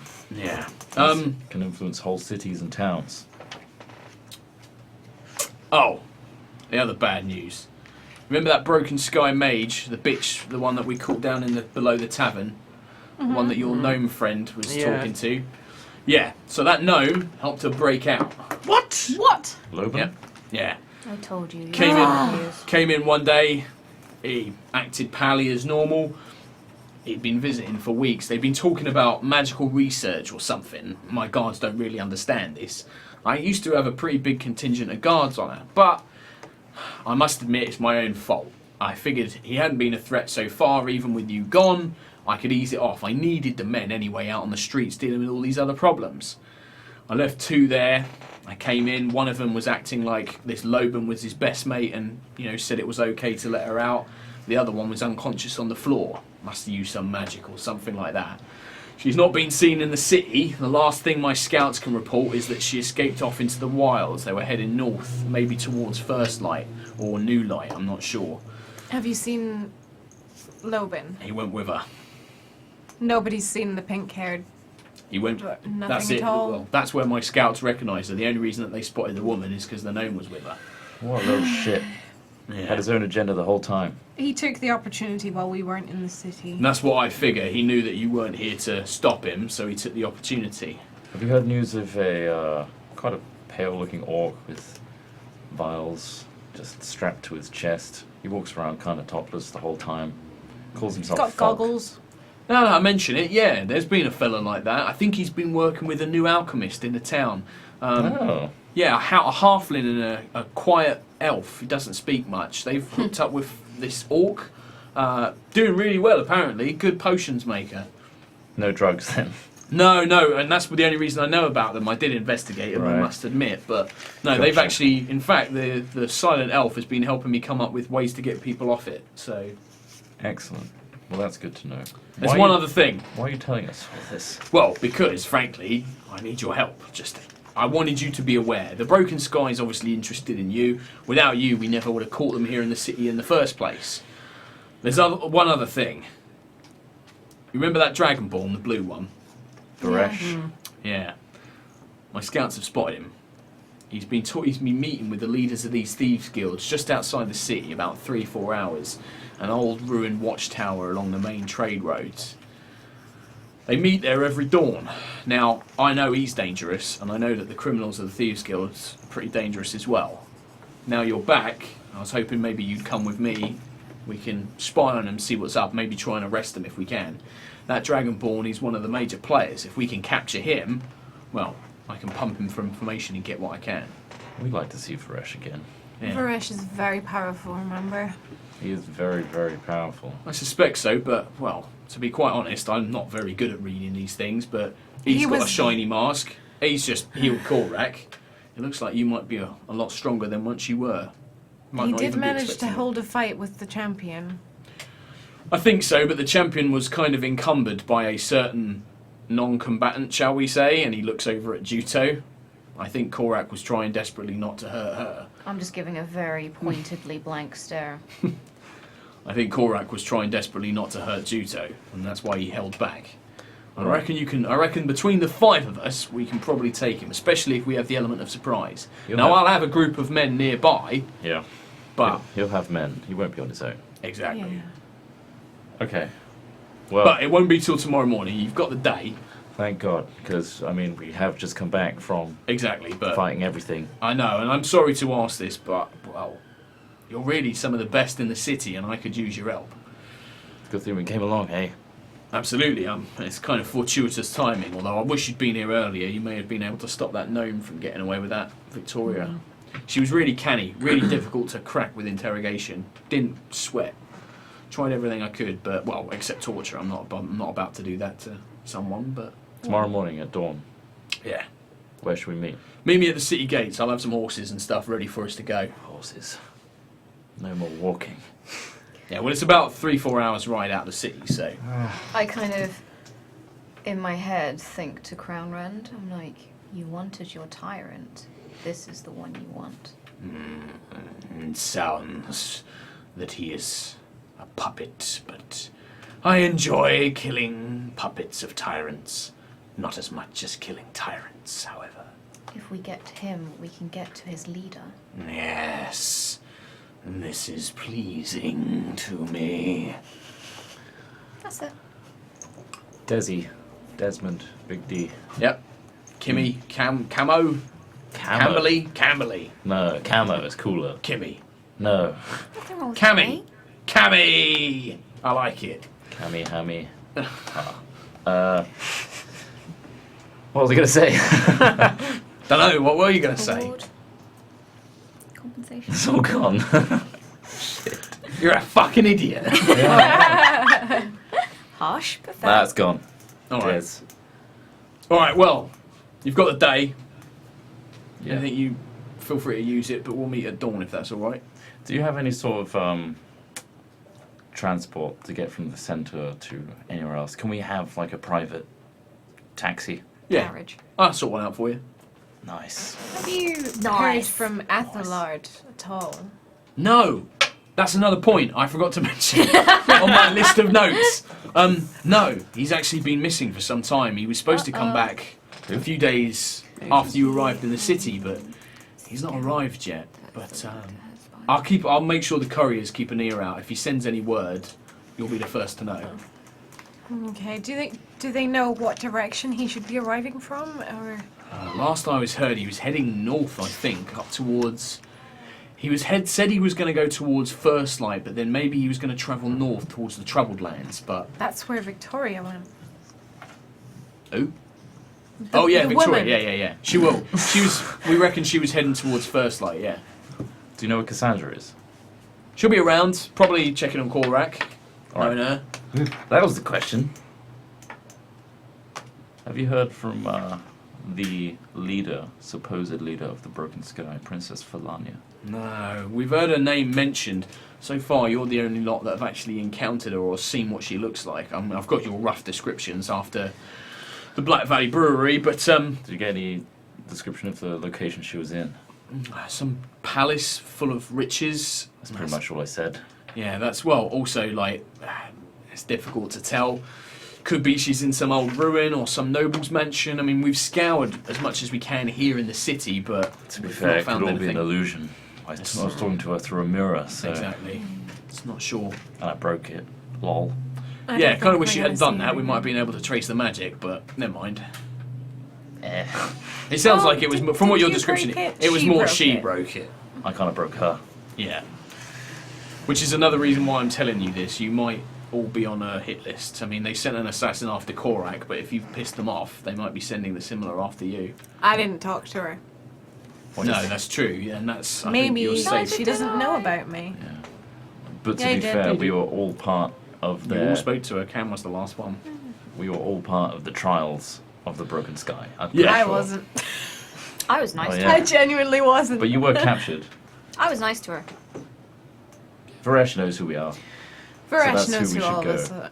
To him first. Resh I don't think still we're going. thinks I could be nice. I don't think we're Hmm. going to see anything more from Falania until we deal with Varesh.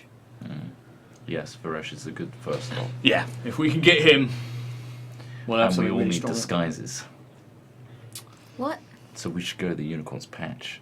Oh yeah. All right, I don't think You say we will. they potentially got a hit out on us. The Broken Sky are Oh, looking for us. I thought you meant for this mission tomorrow. Yeah, no, that would make sense. Having some way to disguise yourselves. I need would be a great advisable. like moustache or something. Anyway, Right. Anyway, you can sort that carriage out for us. We'll meet you outside with the carriage, and then tomorrow morning at dawn, we shall go hit Varesh Very where well. it hurts. is there anything specific you want to do during this day? I would Unicorn's like- Patch, I'm guessing, in around. I don't really know. Why do we need to go to the Unicorn's Patch then? Trell, maybe you find a blacksmith, an armorer. Holy Ah. shit! Actually, don't need to. Well, did you even You could. wear your studded leather armor this morning, or are you just in normal clothes this Just in time? normal clothes, yeah. He's discarded his armor that was quite ruined by the acid. Black pudding, yeah. Trell, you are stripping yourself bare of any protection. Can Got I my get mask. some armor? What, your head just gets in the way of But arrows? if you can wear it, I don't know what Well- you're proficient in. Bizarre. I don't know either, but it's probably the same as You Trell. need someone like this. I start Leather clinking armor. Yeah. All right. Can I have it? Stylish pants over there. You probably don't want Trelmar's one. Yeah, it was I can- ruined. Oh yeah. I'd quite Maybe like you'd some. like to go to a blacksmith My or a AC tailor. is. Ah, Mine was 15. mine's Yeah, but 16. you can't wear armor. Mine's 70. Being a monk. I am now. What now? 17? Yeah. He's Yeah. less squishy, guys. Someone actually read the D&D handbook and realised he was forgetting a few things. No, that was someone else. This is a new But thing. actually, I was doing that. So I Okay. didn't forget it. Yeah. Wow. This is We the had a big chat about certain abilities and things. Oh, okay. Okay. Learn to play the game when you play. So you want to buy new armor? I assume Yeah, I'd Beautiful. quite like some armor that's not. Well, the only way, if you're currently wearing leather, the next thing that you can have, if you can only wear light, is studded leather, which will give you a +1. that is enough. Is it worth it? Yeah. For 20, I think it's like 25 gold. Yeah, it is. How Okay. much did we accumulate from our journeys underneath? I'm not Money. Yeah. Yeah, I think Laura's got all that. Yeah. I've There's a got. lot. Laura's stacked with 45 gold, my apologies for studded leather armor, but it would give you an extra +1 AC. I think it'd be nice to just get some new armor anyway. You kind of smell. Wow. There we are. You just said just now. I make myself very distant. Very distant. I'm out the door. Oh no, you can wear medium armor technically. But what's your dex modifier?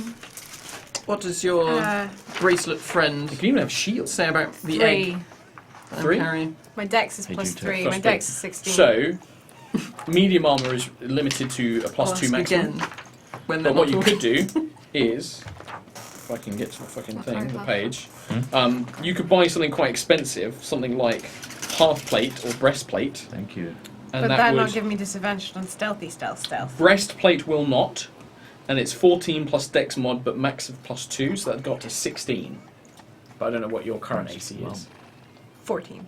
So studded leather would make it 15, or you can buy this breastplate, which doesn't give you any penalties to stealth, which would make it 16. You could also start using a shield if you wanted, but then obviously I you have can't quite a use lot staff. of things. Yeah, bows. So I'd just like to be less squishy on the AC The side. breastplate is quite expensive. It's about 400 gold, but it means that you don't have the stealth penalty. I didn't get any shiny stuff before when you guys did, so Spoil yourself.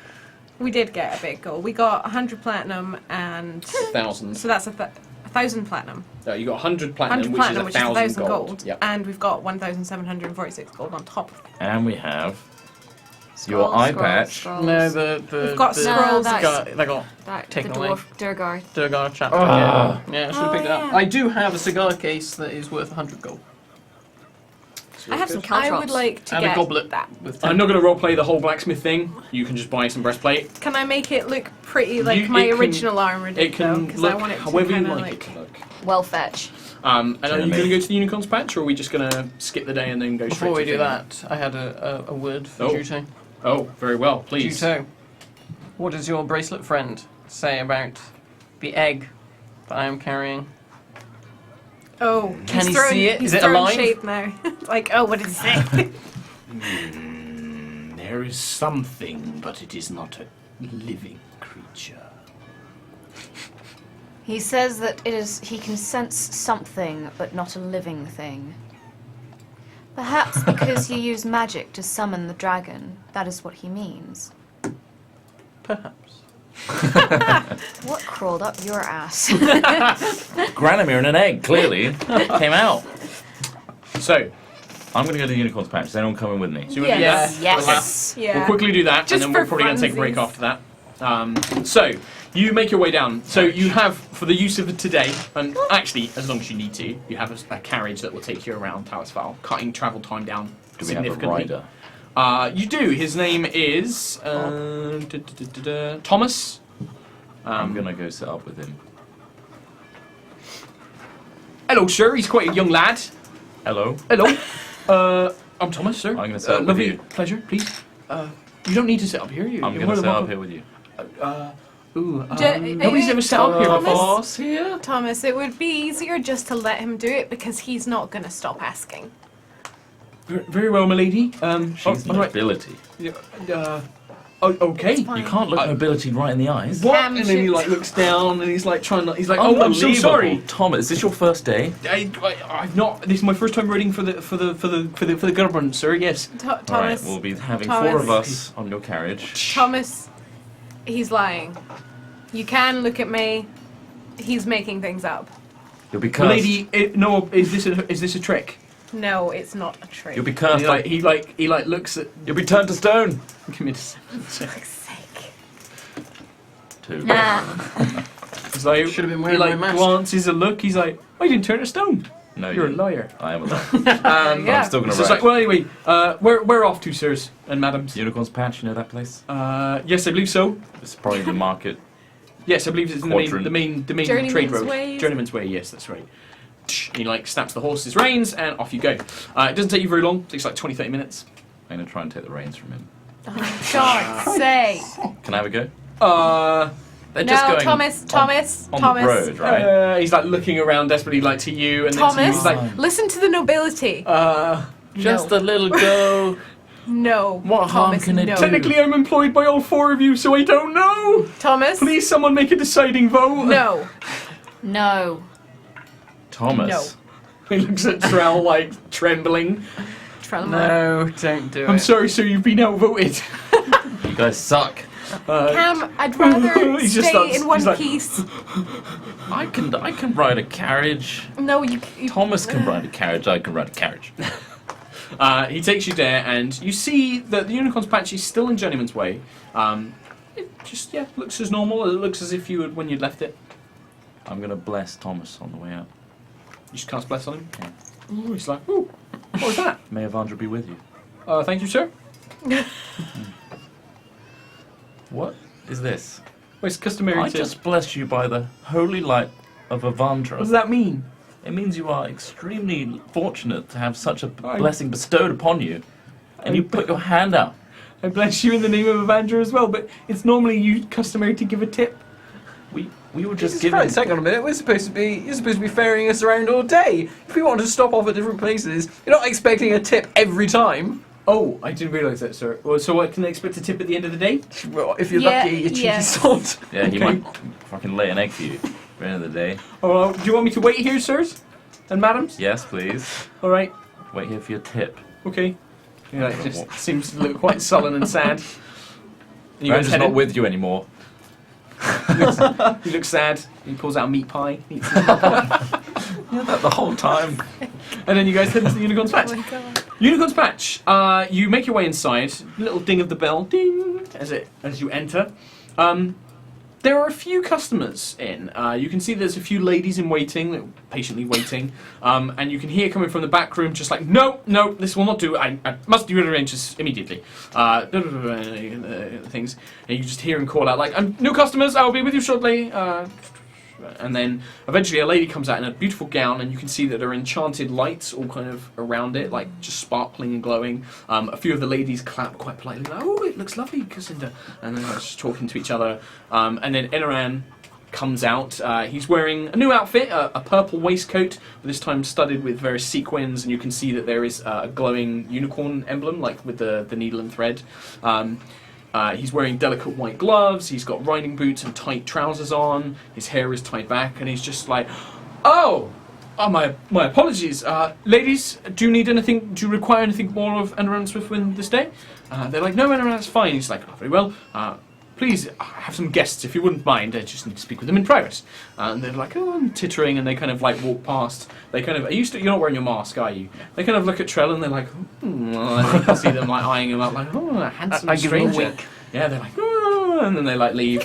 I burrow my frown at the lack of attention. You bury your No, frown. yeah. Furrow your brow. When you're stood next to Trell and you're not making anything of yourself, he is technically way more attractive. Like, just visually, he's got this tall, brooding, dark, hello, Bad boy. kind of like, yeah, he's got this look that, and you just look like, hello. So, Country I'm not happy bumpkin. with that. you can I'd say you're probably as good as charming people as Trell, but naturally he just draws attention a bit more. I'm just not happy. Enaran looks to you and he's just like, oh, welcome. I have not seen you in days. I hope you're all well. What can I do for you? Why are you here? We need disguises around. Oh dear. You know, you know how you made the most flamboyant, impressive costumes you could ever make for our performance. Yes. We want the absolute opposite of that. We want to be discreet, disguised. Well, a challenge, if nothing else. Although I should say, the performance was excellent, and thank you once again for your kind endorsements. I do wish it had been perhaps a little less comedic a performance. I was hoping perhaps to impress the nobility rather than make them see me as somewhat of a costume designer, but it has worked out for the business well enough, I suppose. I don't know who that old woman was, but it was quite shocking. I'm quite glad that she wasn't wearing any of my garments. She stormed the stage. Yes, no, it Wasn't seemed to planned. be a bit of an unplanned thing. But Best thing about the whole evening. well, certainly some would say that, yes. Better than the assassin attack. Yes, what? Oh my goodness, I left before that happened. I'm afraid that the environment there was made me quite anxious. I had Quite to leave. fiery, you could say. Fiery? What? Yeah, the whole place burnt. What? Yeah. What happened? I can't believe news hasn't got wind in the last... No, they've been keeping it all very quiet. Like, I left early. I left just after the old lady performance. That sort of environment. Did you I'd leave always because of the old lady? No, I left because, quite frankly, the nobility terrify me. I was not used to, I was not expecting it to be the event that it was. But no, a fire? What, an assassin? It's all fine now. It was just a little mishap where someone got through security, but they were subdued and it's all good now. Oh, well, how terrible. I'm glad that you all survived. So, you wish for discreet clothing, but you want me to make it? And he looks at, like, the various elegant gowns covered with enchantments and bright colours. I'll be honest with you, Elran. I don't know any other designer that's better than you. Oh, well. And in all honesty, Well, I suppose that is true. Yes, who else could we possibly have turned to than the mighty Eloran. I suppose you don't really know any others in that city, do you? We've had a browse. Well, there is perhaps something I can do. I can make you very basic travelling gear, and I can try and weave some enchantments that will make it harder to spot you in a crowd. Not so much to make you invisible or camouflage you in any way, but perhaps just make you seem a bit plainer, a bit less stand-outish as you currently are. I mean, you're a bit easier than the rest, but the three of you do tend to draw the eye. I'm going off the idea now, if I'm honest. Well, it's a shame. What, the rest of you, does that interest you in some way? Or? Well, I'm alright because I can just disguise myself at will, and I will transform into just like a very generic looking person. Oh, well, I didn't realise you were a magician of sorts, Mr. Elite, but yes, that would suffice. I don't feel that you would stand out that way, but Miss Galanadel, Miss Jing, I can try and weave something for you to help you blend in a bit more. Well, I know you like your tiefling heritage. At the same time, we got Broken Sky.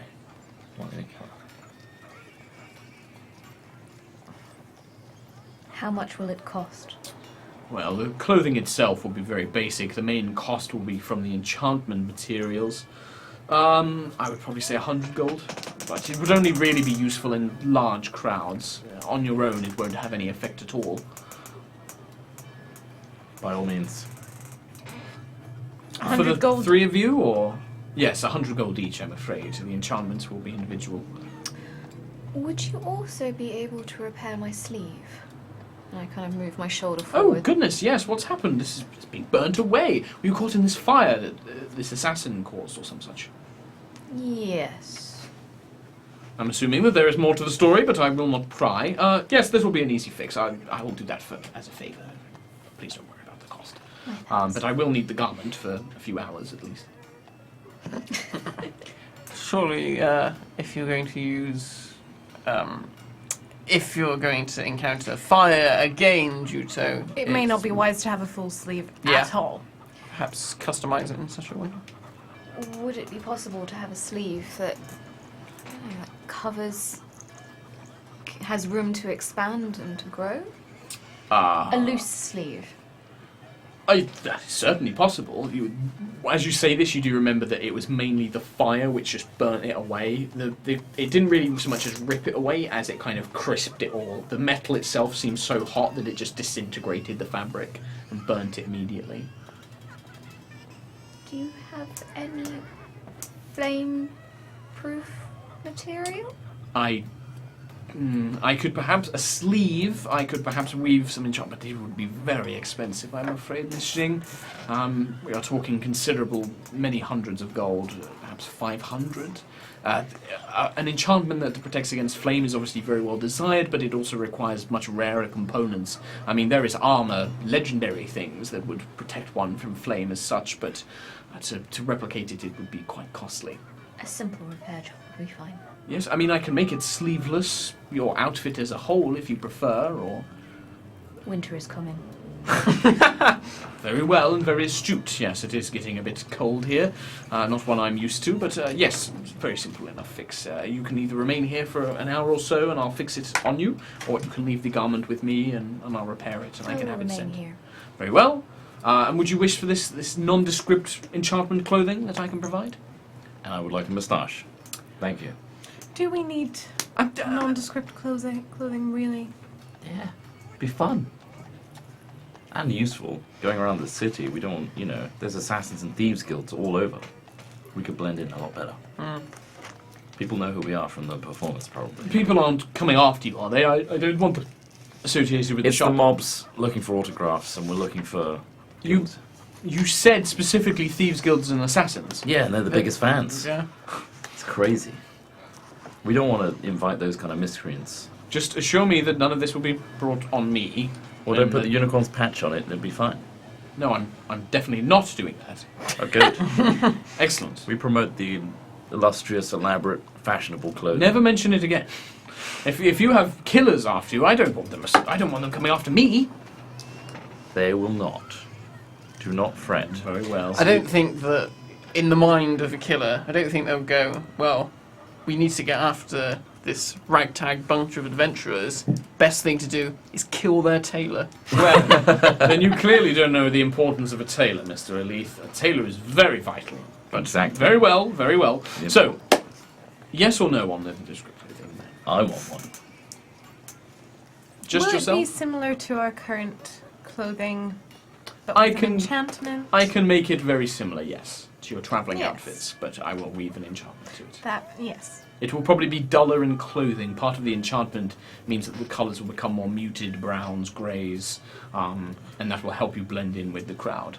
It's for a purpose, not for a show. Final decision? I want one with a moustache. I cannot provide you with a moustache. Why Mr. not? Butler. I'm a tailor, not a disguise maker. Tailor me a moustache. Very well. All right. Yes. Thank you. Excellent. Thank you. Very well. Fine. Good. Yep. So, Excellent. just Mr. Buckland, that would be 100 gold. No, we'll get 3. Very well. 300 gold, please. Yeah. I will have them ready perhaps in a day. Take me Excellent. some time. Oh, Would you like your day. moustache now? Would it be possible to get... Yes. Yes? You have one? Oh, give me a moment. You hear him head outside, out round the back, cutting a fabric. He comes in. He's just like, very well, just lean forward. And on your top lip, he sticks with some sort of glue a felt moustache. I just stand there. Thank you. Would it be possible to get these by tomorrow morning at all? Tomorrow morning, a push, I'm afraid. I do have some other orders to work on. I will do my best. You wouldn't have so many orders if you weren't promoted so well at the performance. Yes, this is true. I will do everything I can to have them ready for tomorrow morning. Do you know what time tomorrow morning? Oh, this is going to be an all-nighter, isn't it? Very well, very well. Yes, I will do my best. Thank you. Thank you, Eloran. That's all we asked for. It's the very best. Enoran, not Eloran. What? Enoran. All right, Eloran. I hope you enjoy your moustache. It suits me quite well. Yes, Very conspicuous. yes. Are you done? Pay Yes, 300 gold, marked it all off. Yeah. Excellent. Right, we're going to take a short break there, and then we're going to time skip the rest of the day and start you off Sweet. at dawn tomorrow morning. So, 5-minute break. We're going to play fan art video. Should be. Pew, pew, pew, pew, and then we'll be back. See you in a bit. Bye-bye. Bye.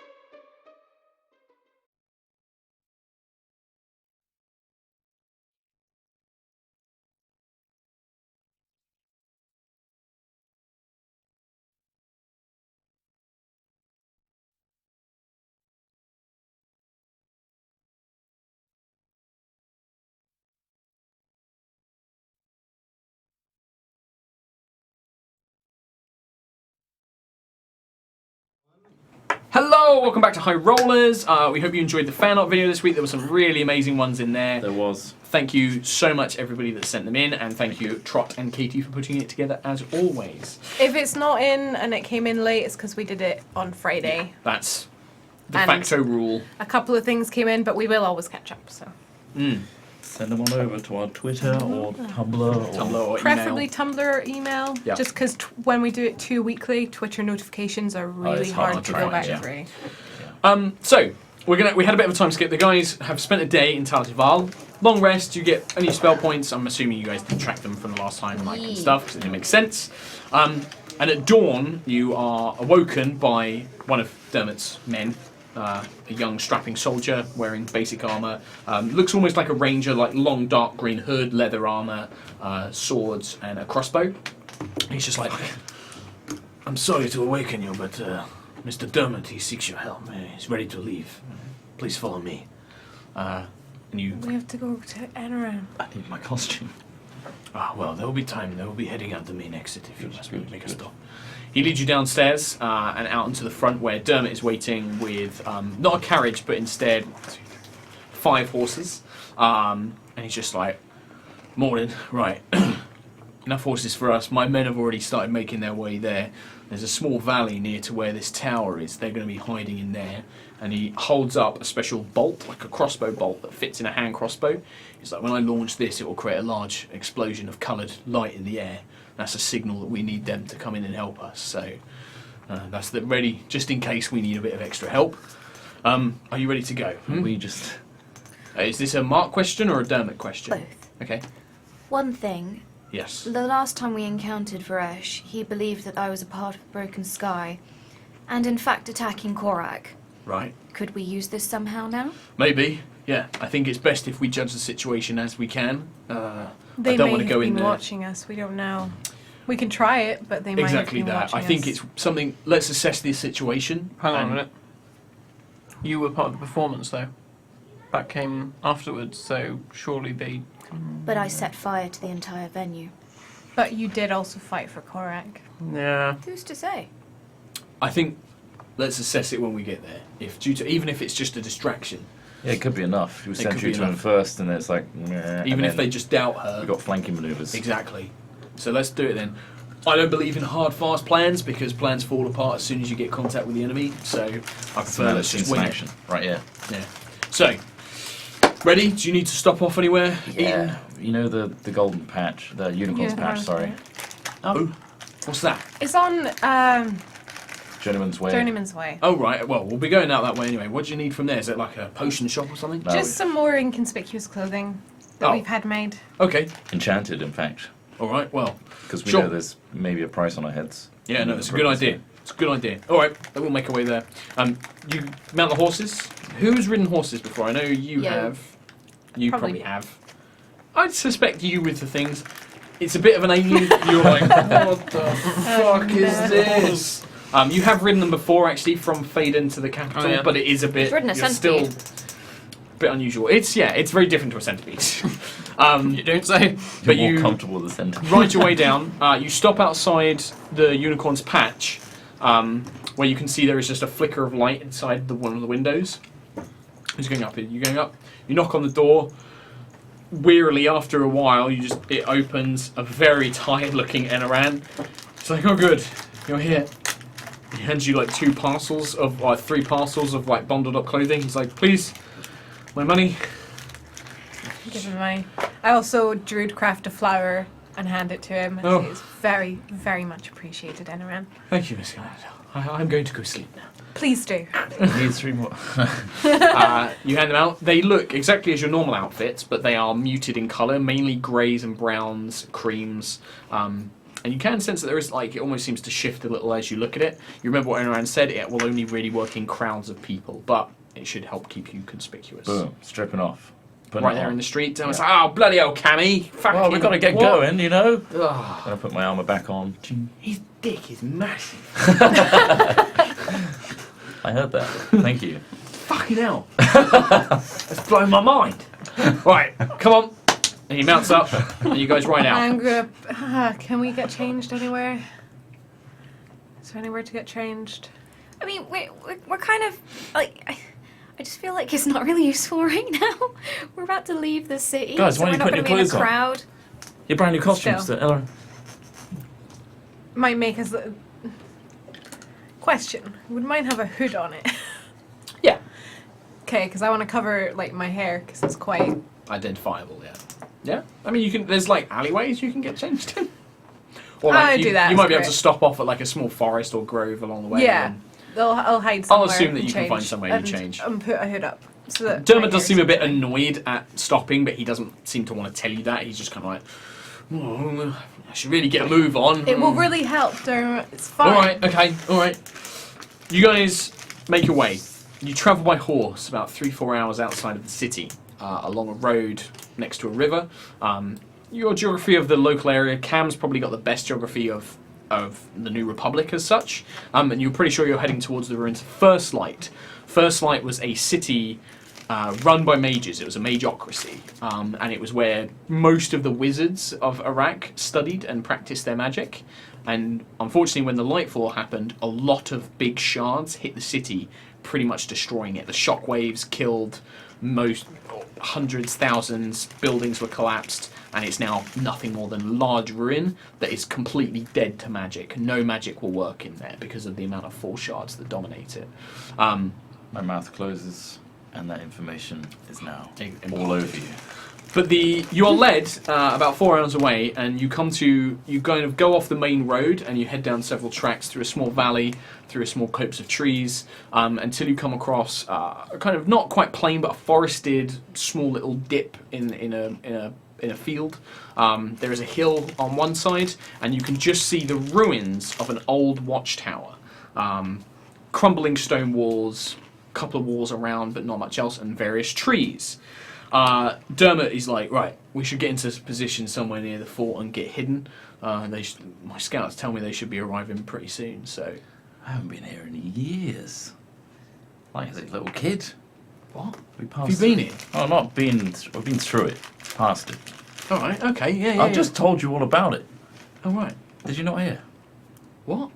I've just told you all about how No, you're talking about the big city up north, you fucking wanker. Like, this is a tiny watchtower, not a ruined fucking I town. thought we were at the city already. You're a fucking idiot.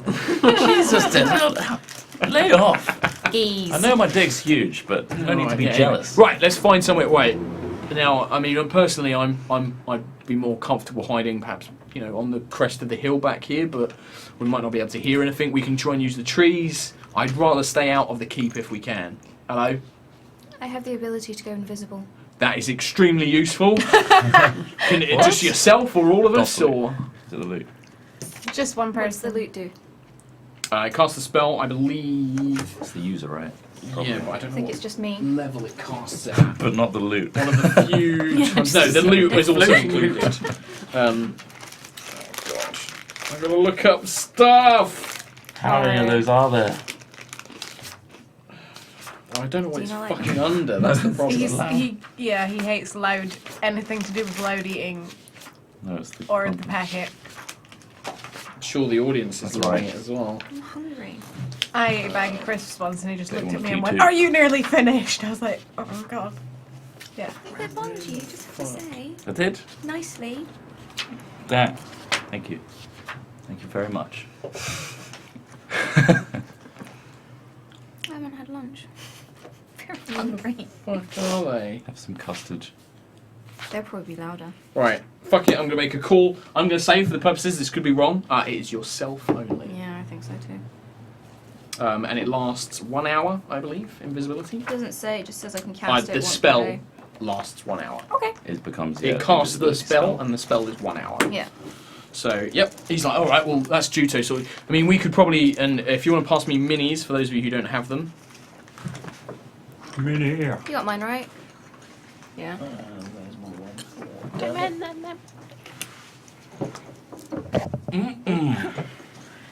There's so many. So many. There's so many. So, at the moment, you guys are kind of looking down on this from the hill. This is so 3D right now. OMG. The size of those trees.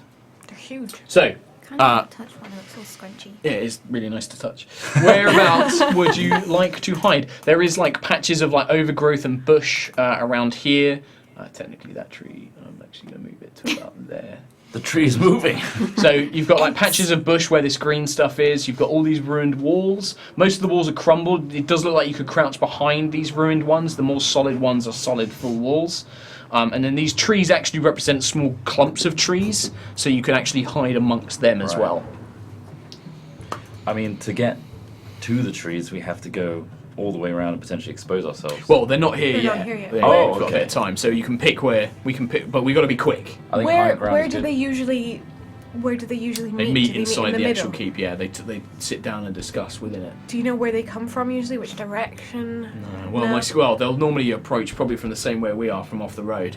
Okay. So they'll be coming down off this hill and then down inside. So you want to stay on the hill? No, I meant from the other side. Right.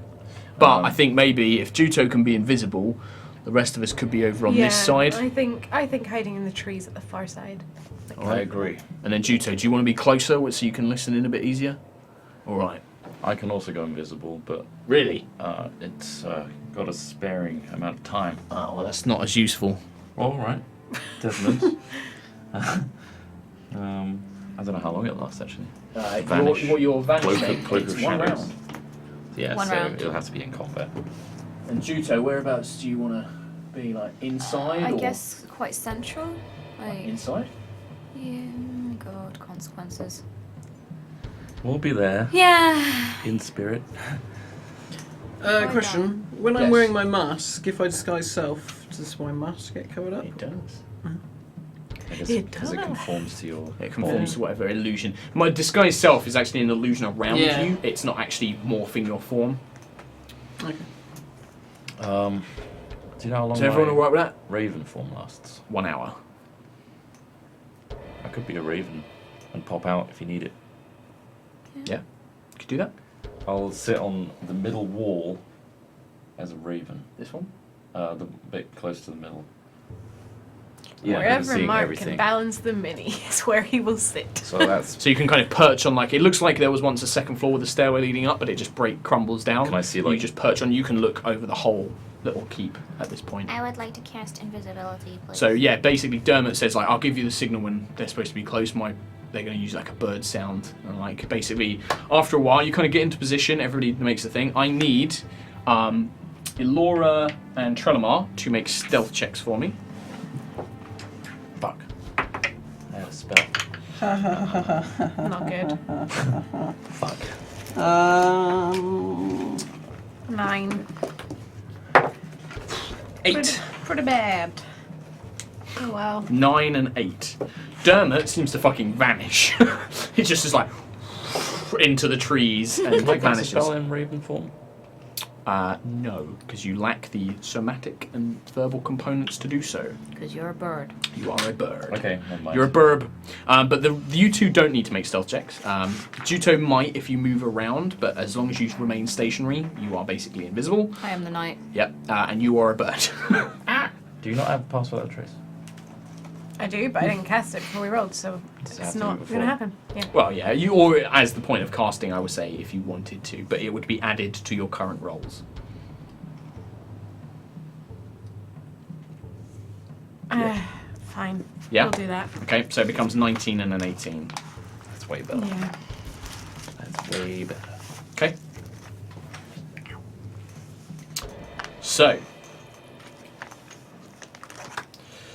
Dermot gives you hear like a kind of like a wood noise, like a wood pigeon or something, and Dermot is just like now. You pull out the DOS loot, bing, bing, bing, bing, bing, and your form just evaporates. Bum, bum, bum, bum. And then your form just evaporates into nothing. You put the loot away, and I'm assuming get rid of your weapons or something. And then within a few moments, perhaps a minute or two, down from the crest of the hill, 4 figures make their way. At their head is Varesh, the blue dragonborn. His bulking muscles and his large greatsword strapped to his back leads the other 3. The other 3, you recognise one of them, and the other 2 are new to you. The 2 you don't recognise, one is an elderly-looking female elf. You can see various blades all over her body, like strapped to dark leather armour. And you can see she has some sort of cowl. The other one you don't recognise is a human, a portly looking man in rich clothes with jewellery, who seems to look very bored. And then the last one of them is a halfling, one you recognise as Franco, one of the council members who you suspected was up to no good during the Feast of Stone. He seems very nervous and accompanies the rest of them. I actually forgot to get a mini for Franco, so he will be represented by a D6. Franco. Well, dang. And then Ravening all about. D6 Franco, who seems to be in the middle. The small group are illuminated by blue glow. Varesh pulls out a orb resting in a brass metal casing and places it on the ground near Franco. The others all seem to cross their arms or get comfortable sitting on loose stones, and they begin to speak. The orb glows for a moment, and a blue image, a projected image of a young elven woman, but with wings protruding from her back, comes into existence. You don't recognise this woman.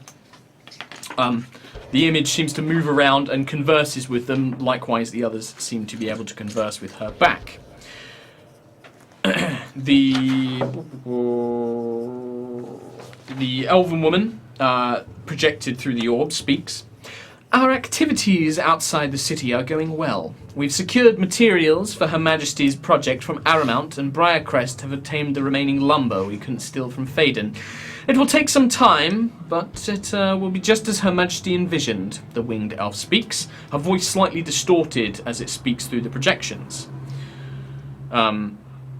Victoria has escaped from the city with the help of the gnome. Her Majesty encountered in the safe house. He seems thoroughly obsessed with the Dawn Shard and Fall Shards, and could prove a useful asset. My agents have taken her towards the ruins to complete her research, the older elven woman says. Her voice is quite sharp and clipped. The human male speaks next. He kind of cracks his knuckles and plays with the rings on his finger.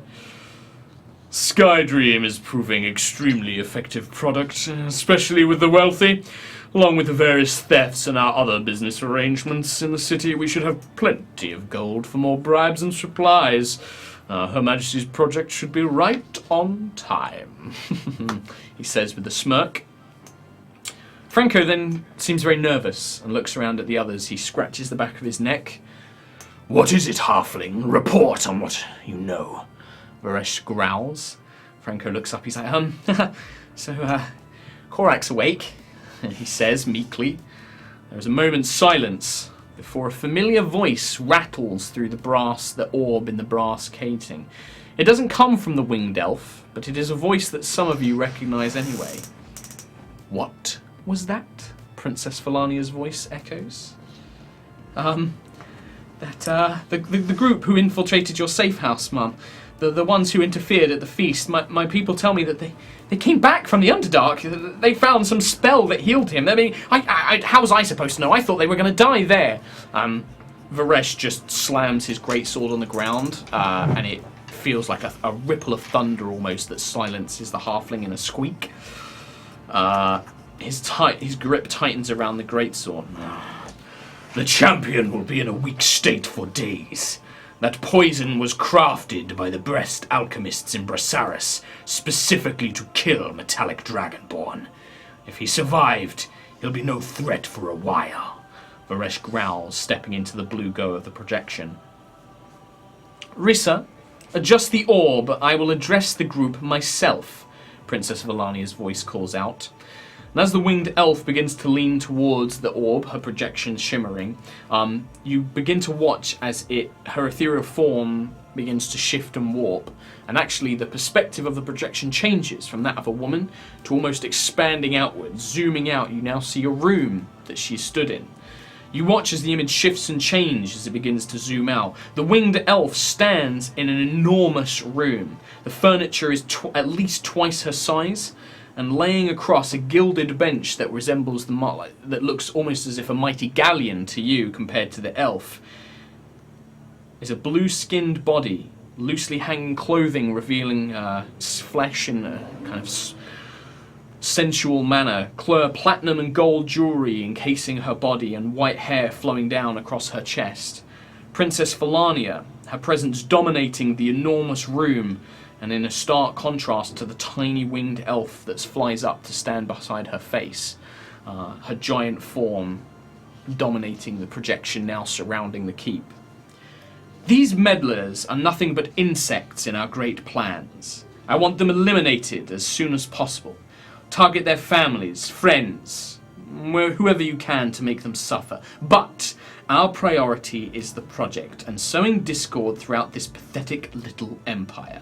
When I arrive, I will do so in splendor and offer this republic something they are in desperate need of: firm stability and a monarch they can love as much as they fear.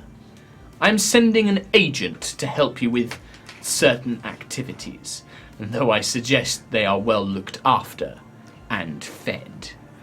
And as the giant Princess Felania's words begin to fade, you begin to hear the flapping of giant wings, and a dark shadow begins to descend from the clouds in a swift dive.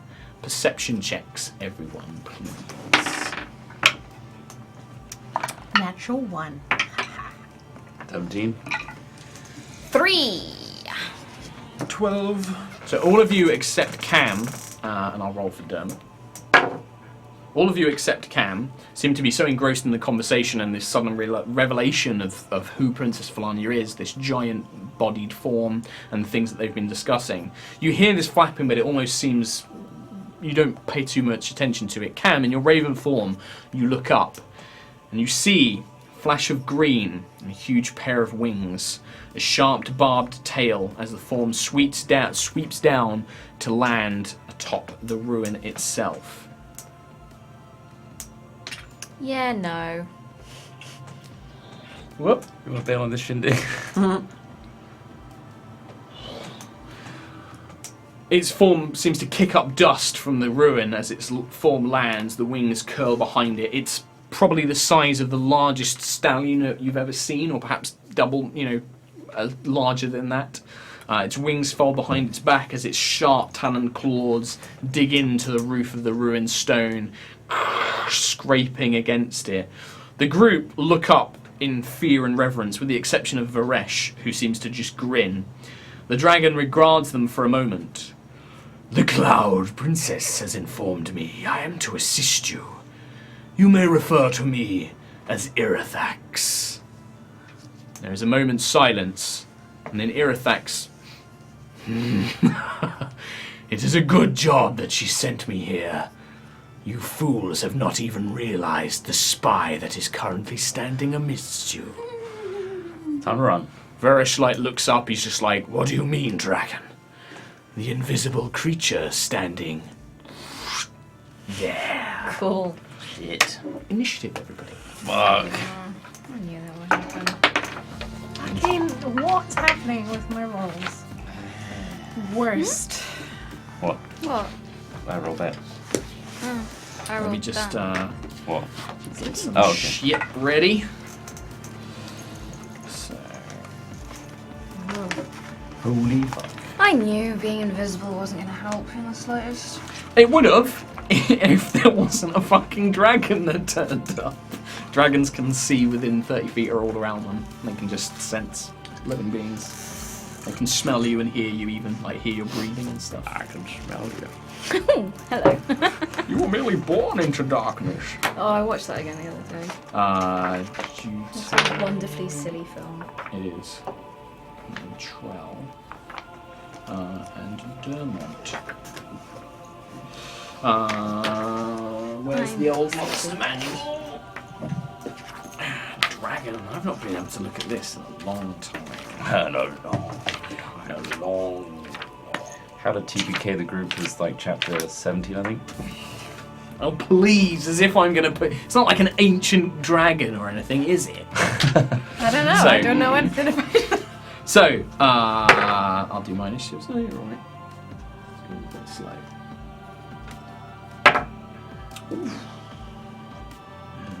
Well, Cam, initiative. 11. Juto. 20. Elora. 6. Tramar. 9. We're doing good Good over job, here. table. Roll That was bad. Dermot! Round to have done the worst. Dermot. No. Okay, No, I'm so not like trash.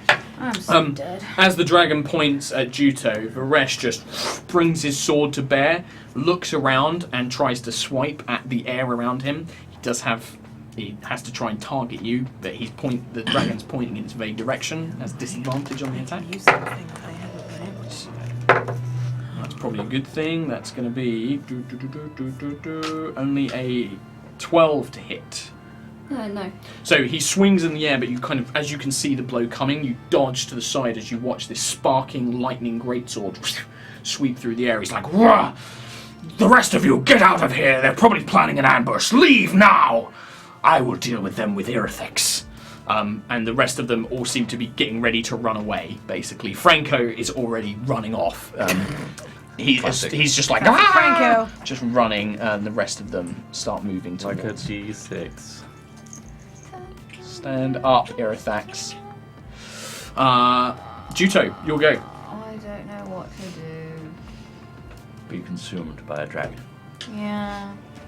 Yeah, it's up to you guys. What do you want to do? Cry, lie down. Lie down and cry. Try not to cry. Yeah, Cry you want to do that? Should I attack? I probably should attack, shouldn't I? So when you attack, so what you know about invisibility, as soon as you attack, you become visible. Yeah, okay. Where's Varesh in conjunction to me? You not see on the thing. So There's a Varesh. tree in It's my right way. next to you, I Oh, yeah, think. that's true. So Varesh There's is lots of basically trees in my way. moved up. Big old dragon. I'll move the trees up. And then there's a dragon on the top of me, so I can't really see where the hell I am. Where am I? You are here, Oh shit. By the stairs. kind of hemmed in. Okay. But because you're invisible, I would say that he has to make a perception check to try and get attacks opportunity against you if you run.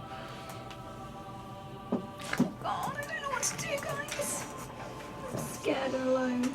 You're not alone. We're pretty close. Should I attack? Are we attacking? Should we attack? We're not going to do diplomacy, You right? can't discuss this because you are currently I separated know. and invisible. So I want you to make a call as Juto what you would do right now. Smash that loot over his face. Yeah. No, I like my loot. Play some songs to me. Play a tune. Yeah, Soothe the I'm going to dragon. attack Varesh, they're trying to kill Korak. Yeah. So you're just going to launch into an attack with him. From behind, yeah, like, am I behind him? You have or- advantage to attack him because he Yeah. doesn't know where you're going to attack from. I'm just gonna all out start beating him up. Caught with Guandao. Yeah. You bring out the thing. You hear in your mind as well, just like a dragon. Yes, yes, fight it, Juto. Claim its blood. I would drink from it. Wow. Sweet. Titans of the natural world, tyrants. Eventually becomes my turn. Today is a glorious day. Oh, Cranran, you need to get out more. So you attack Varesh. Uh, You have advantage on your attacks this round. that first one is 16. Well, roll twice to see which one's the highest number. Yeah, 16. 16. That is just enough. You feel the Guandao pierce through his splint mail. Ah! He calls out. Is this Varesh you're attacking? Yeah. Yeah. 9. 9. With First one is 9. just the Guandao, and then can I do some poison You as well? surely can. That's 5. Another 5 on top, so that's 14 total. Ah! What is this? Second attack. You still have advantage. You have advantage for the whole round, I'd say. Okay, second attack. Because even though he can now see you, like you're attacking him at the same speed, he's not ready to defend himself. Oh, hello. 18, 19, That's 20, 21, 22, 23, gonna 24, hit. 25. Yep, absolutely. 8, 9, 10, 11, 12, 13. Another 13. You can't add poison to that one. Doing alright. Good start. So that's for your main 2 attacks. Are you going to flurry or bonus? Alarm strike? Can I cast Water Whip as well? Or No, is that that's an not- action. Okay, that's an action. Okay, yeah, I'm gonna... You're going to spend a key point on flurry for 2 I'm unarmed. going to flurry. Okay, so 2 unarmed strikes. Advantage on all these as well. 9 and a 6, so 9. This is unarmed, isn't it? Unarmed strike, yeah. So 15. And unfortunately, your fist hits into the solid armour. Also, his dragon scales seem to give him a lot of protection. That's one attack, though. That's 1. Yep, so next one. Natural 20. Natural 20. You don't need to roll because you can't get higher than that. So roll damage and double it. Double the dice damage. Yeah, double dice damage. So D6 for you. 5. Plus, so that's 10 plus your modifier. 14. Another 14. Dang. So, leaping from invisibility, you push yourself off of the stone wall behind you. Guandao comes out spinning. Poof, poof, 2 solid blows into Varesh's side. Before he can react, what happens? You throw a punch, but he just manages the armoured scales and gore get around his neck, deflect the blow. So this time with 2 fingers, you just jab it into his throat. As it just, you feel something crunch, probably his throat muscles. And then you leap back down into a defensive stance. As you launch out, Dermot is just like, holy shit, she's fucking attacking him. Right, right, I'll try and fucking, I don't know, do something. He like leaps out from the cover, What else was I going to do? Just stand there and like count the loads powers? something into his hand crossbow, launches it. He's like, right. And then he pulls out, reloads his hand crossbow, and dives in. It looks like he's making a gun for some of these guys running away. He's like, ah! He will take a shot at the dragon, because it's the most immediate threat. And he's going to hit with his hand crossbow, as he does not have... Oh, he's reacted before it, so he does get to do a whopping... Oh, Dermot, you legend. The crossbow bolt just seems to stick into its scales. The dragon looks down, flicks the bolt away. Doesn't seem that fussed. That's Dermot's go. Varesh's go. Juto's go. So now it is Trelemar. No, Cam Buckland. Raven form on top of the roof. Gonna come out of that. On top of this thing. Yeah, that's not too Yep. bad. Yeah, no, it's flat surface. Yeah, you're like... Oh, I'm look, gonna- you're at the perfect height to talk to him in his dragony face. Hello. I'm going to neck. I have a potion of stone giant strength. Okay. Oh, wow. I'll do. I believe that's 21 or 19. No, Hill Giant is 19. I think that's 21 strength. Got to look up things. Remember how I used that to D&D. lift Korak up when he was poisoned? Yeah. I use that to lift up a dragon. With the bodyguard in my head. Yeah. And Stone Giant, you say? Was that an action? Yeah. That is an action to Yeah, consume a okay, potion. 23 your strength now is. That is a +6 bonus. Nice! It's now. You have to It's touch currently something. +0. So. Did you? Yep. So you now have a +6 bonus to strength checks. Sucks the life out Bonus of action. me. Thank you. Yep. Spiritual weapon. Is that to cast it as a bonus action? Yeah. You two. Says Yep. it's bonus. Okay. And yeah, it's And gonna I'm be- informed that you can attack with it straight away. I can. I'm informed that that is true. I need to look it up, but I'm not going to do it now, so you may make an attack from now. What is your spiritual weapon? A big Duracell or It's Elfie. Elfie? The look of Elfie. but And giant. where are you placing it? In front of the, floating in front of the dragon. And me, in between us two. Yep, and it's just going to... It's just gonna dart. Okay. Hasn't even materialized So fully. what do you it's make a spell attack, yeah? Yeah. Okay. We'll see what's up. Spell attack, yeah, that's correct. Here we go. 9 plus 6. 15. 15. The spiritual weapon bounces off the dragon's scales, just screeches past, so it kind of ducks its shoulder. There's 15, you said, yeah? Yeah, just glances past. Fab. Does good not stuff. injure it. Yep. So that's your full... That was an action, bonus action. You don't want to move anywhere. Go ahead. Can I jump off? Yeah. To the other side of the wall? This side? Yeah. Yes, that's going to be... Give me an acrobatics check. Uh-oh. That face. 4. Take 8 points of damage as you land really badly. Oh my god! Yeah, it's just like, Twist your oh, you ankle. twist Did your you ankle. just roll the biggest amount of damage possible? I for rolled that? pretty well Yeah. on damage. I mean, it's 2d6 because he's technically falling about 5 Ow. feet. So it's just like, Tit. and you land on the other side. But you do now have complete cover against That's what I was some. hoping for. In a crumpled pile on the floor. After Cam Buckland, it is now Trelemar. How far away am I from the big dragon man? You are 5, 10, 15, 20, 25, 30, 35. I'd say 45 feet because it's up in the air a bit as well. Okay, can I leap out and move forward? Yeah. within 30 feet. Yeah, I'd say you get to about there and it's within 30 feet. And I Crumbled would walls. like to cast Blight. I thought you might. Yeah. Oh, so what kind of saving throw? He's been sitting on this all day, like, I know, want to play Blight. Creature must make a. Target must make a Constitution saving throw. It'll be against your spell save modifier, Uh, which is 14. It's 14. 14. 15. Fuck you! Half damage. Oh yeah. So Still does it, yeah. What's the effect 4 it of would have these, had? isn't it? 48. No, you need to can either roll roll the whole amount and 4d8 half or you it. can roll Roll the 8d8 and then just half it. Okay. There's 4. Because technically, Roll that twice. and Yeah, then roll. half it. It's better Roll to do the full. max damage and then half it because of the way okay. the numbers, like the numbers work out better. Okay. So In the tray. In the tray. So that's that one's like as long as an they're flat angle. up, it That does- was on an angle. is roll it that. on Is an it- angle now? We haven't touched it. No. Then if a it's roll. on an angle, re-roll it. If it's flat, it counts. That was good. Flat. Flat. 17. Joe's just staring at Again. around.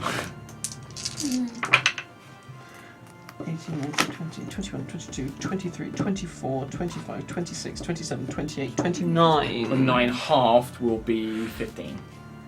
Oh, technically, actually 14 you should rounded round down. down. Yeah. You try and summon this energy, and the dragon kind yeah, of turns its head around, and There you you go. desperately try and suck the moisture from the dragon's being, but it lets out a deafening roar. "Ha! Your petty magics are nothing to me!" And then just, yeah, you can feel it resisting some of the force. So that was your move, that was your action. Laura. Dragon is going last. Why did you have to summon a dragon? I didn't summon anything. I had this planned. I want to polymorph the dragon. You can cast polymorph on it. Yeah. Okay, what's the saving throw? Fuck. Is that just my spell save? No, it will. I need to know what type of save. Let me- It's a wisdom saving throw. Okay. I want to get this. I want to get the exact info on the spell as well. So A imagine- creature that you can see within range. An Yep. unwilling creature must make a wisdom saving throw to avoid the effect. Transformation lasts for the duration or until the target drops to 0 hit points or dies. Can be any beast whose challenge rating is equal to or less than the... Oh wait, I don't know. I polymorph you into a rat and kick you. Thank you. I guess that's a sign of affection from a tiefling. Equal to or less... Yeah, so I can change it into anything that's smaller than it, but nothing bigger than it. Which makes sense. Yeah. And Okay, so wisdom saving throw, yeah? Squishy. It's also a concentration. damage it. Don't forget, it's a concentration spell. You're way back here, it's okay. And what DC? 15. 20. That was a good fucking Your shot. magics are nothing! I was gonna make a fucking rabbit. That would have been cute. No, but then With you little couldn't. tiny I was gonna wings. shout, "Don't damage it," because I'll break it. It just does fuck all when it's there. Yeah, that would be. We could have killed Varesh and So, had rabbit. You little mages think you are think you can Fab. face me? it flies up into the air about 80 feet and looks down on you. Does my spiritual weapon get an attack of opportunity? Huh? I don't believe so. Check the spell though, read through the player's handbook. I don't know if it gets spelled. I think I you have to didn't- command it to attack. Oh, okay. I didn't move, did I? No, Am I behind cover? you are in cover. I'm in cover. It's not total cover, but you will have cover. Can I duck behind the wall? Yeah. Because it's right next to me. Yeah. Again, it's still cover. It's not complete cover, like Yeah. you're not immune to stuff, but it's definitely cover. It flies up and it flies away. It actually hovers about 30 foot above you and Trell. And it just... And a gout of poisonous gas flows out from it. Each creature must make a Constitution saving throw. You have a +2 bonus because of the cover. Oh. Because you're kind of like ducking underneath it. Oh, so +2 to my Constitution saving throw. yes. 19. 19. Tremor. I'm going to take my phone. 7. 7. So 19 and 7. Okay. You're fucked. I have to write this down so I won't lose track.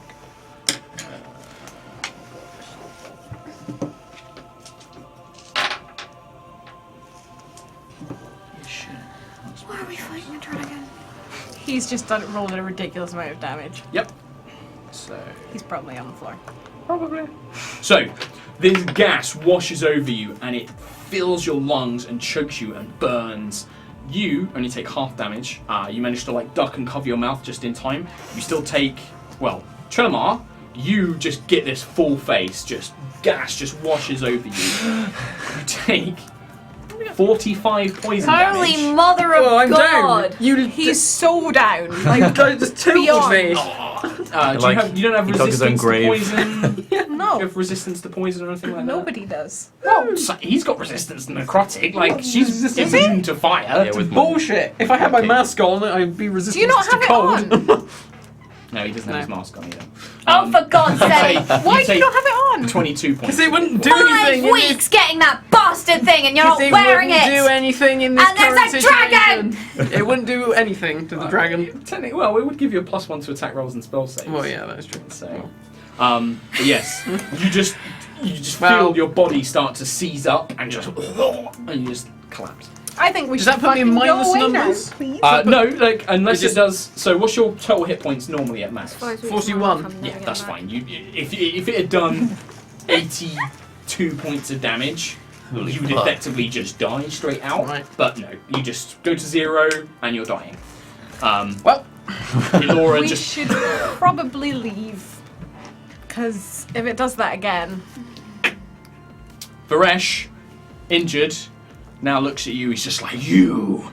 I knew that you were a turncoat. Now I will enjoy gutting you. Ah! And he starts stabbing at you wildly. How injured does he look? Varesh looks very injured. In fact, he's going to spend a bonus action to Second Wind. Thanks for reminding me, Trar. Thanks, Chris. How did I remind him? By an injury. Because he realises that he has to heal now. So it's his bonus action. It does prevent him doing other things with his bonus action, as he heals himself a little bit, but he is now going to fight Juto with 2 greatsword attacks. 16 to hit. Mm-hmm. So you take... 8. You take 14 points of damage. Can I not cast dodge or anything? No, I have to do You have to do that in time your before. turn as bonus action, yes. Okay, hold on. I need my calculator. And you make calculator. Okay. 14 points of damage. And then second attack, that is 26. Yeah, that's gonna hit me. That's another 10 points of lightning damage. Or damage, no lightning damage yet. This greatsword just cleaves into you. It just tears gouts into you, yes. I would like to cast Hellish Rebuke. Hellish Rebuke! Okay, dex saving throw for me. 6 failed. Do you remember how many d10s? 3d10. 3 d10s! We got it right, everyone! Those are C6. Those are d6s. They are not d10s. Thank you. That's a d10, right? Yeah. Mm-hmm. 2. What? 10. 10? 10. 10. 10. 22. 22. You, as he strikes you, you just... Roar, and this roar of flame just erupts from your body and Crown Rent's bracer and just engulfs him. His flesh is incredibly badly burned. He's smouldering, smoking. You can see him begin to... His body is shaking and he's just barely holding on to life. I'll kill you! He calls. Okay. Maybe run? He's actually going to spend his action surge to attack again. Oh, for God's sake! But he gets a 12 to hit. Yeah, he's not gonna hit me. He's just like, in his rage, he tries one desperate last swing, but you just duck underneath it as it launches over your head. Juto, your go. So, because I'm on 14, if I Crown Rend, that's gonna drop me down to 7, isn't it? Yes. Why is your little... No, it was one of those things I was like, yeah, you could do that, drop you down to 7, yeah. Yeah, perfect time to use Crown Rend. Definitely want to use it when you're really low on hit points. Okay, well, if I was I to think use you my should. superior healing potion... Superior healing potion. I must look up what this does. Too much. I believe Yes, I'll superior is 8d4 plus 8. It is an action to use, however. An action. But But then you could bonus action dodge with a key point. Could I not key point flurry of blows or... No, because you Follow have with to do it as attack. part of an attack action. But you could dodge. If you drink a potion and go dodge, go defensive. Hit him in the face. Well, then you have to I wanna not drink a beat him up. potion. I want to kill him. He's Then a you bad have to man. not drink a potion. We'd like to not be dead the next round. Yeah, I'm gonna drink the potion. Right, I will roll this because it is a potion. Or actually, no, you can roll it. 8d4 plus 8. 8d4. 8d4 plus 8. Superior potions are fucking great. Okay. They are too good. 2, 4, 9. 2, 4, 8. 6, 7, 8, 9, 10. And again. 11, 12, 13, 14, 15, 16, 17, 18, 19, 20, 21, 22. That's it. That's 8. No, wait. Jesus. Plus 8. So 30. 2, yeah, 30. You suck the potion down and you feel your body just reignite with vitality. Wham. And then, yeah, I will spend a key point on dodge. Which everybody... well, sorry, patient defense. Which gives you dodge, doesn't it, I think? Basically means that it has disadvantage. Any creature attacking you has disadvantage for the next round. Yeah. Cool. Great. Dermot, seeing the events of what just happened, will rush over to Trelemar. Thank you. Thank you, Dermot. And will pour a healing potion. Oh, yes, Dermot. Oh, an NPC that Shooter. does something. Yes! He doesn't have many of these. Just using my spiritual weapon dice. Take the dodge action as a thing. 14. You are restored to 14 hit Oh, points. thank you. Like, come on, Tro, get up! You lazy Alright. bugger. Bruce Willis over. And that's his move Yeah, and I'm his leaving action. now, by the way. His string vest. Yep, that's pretty much all he can do.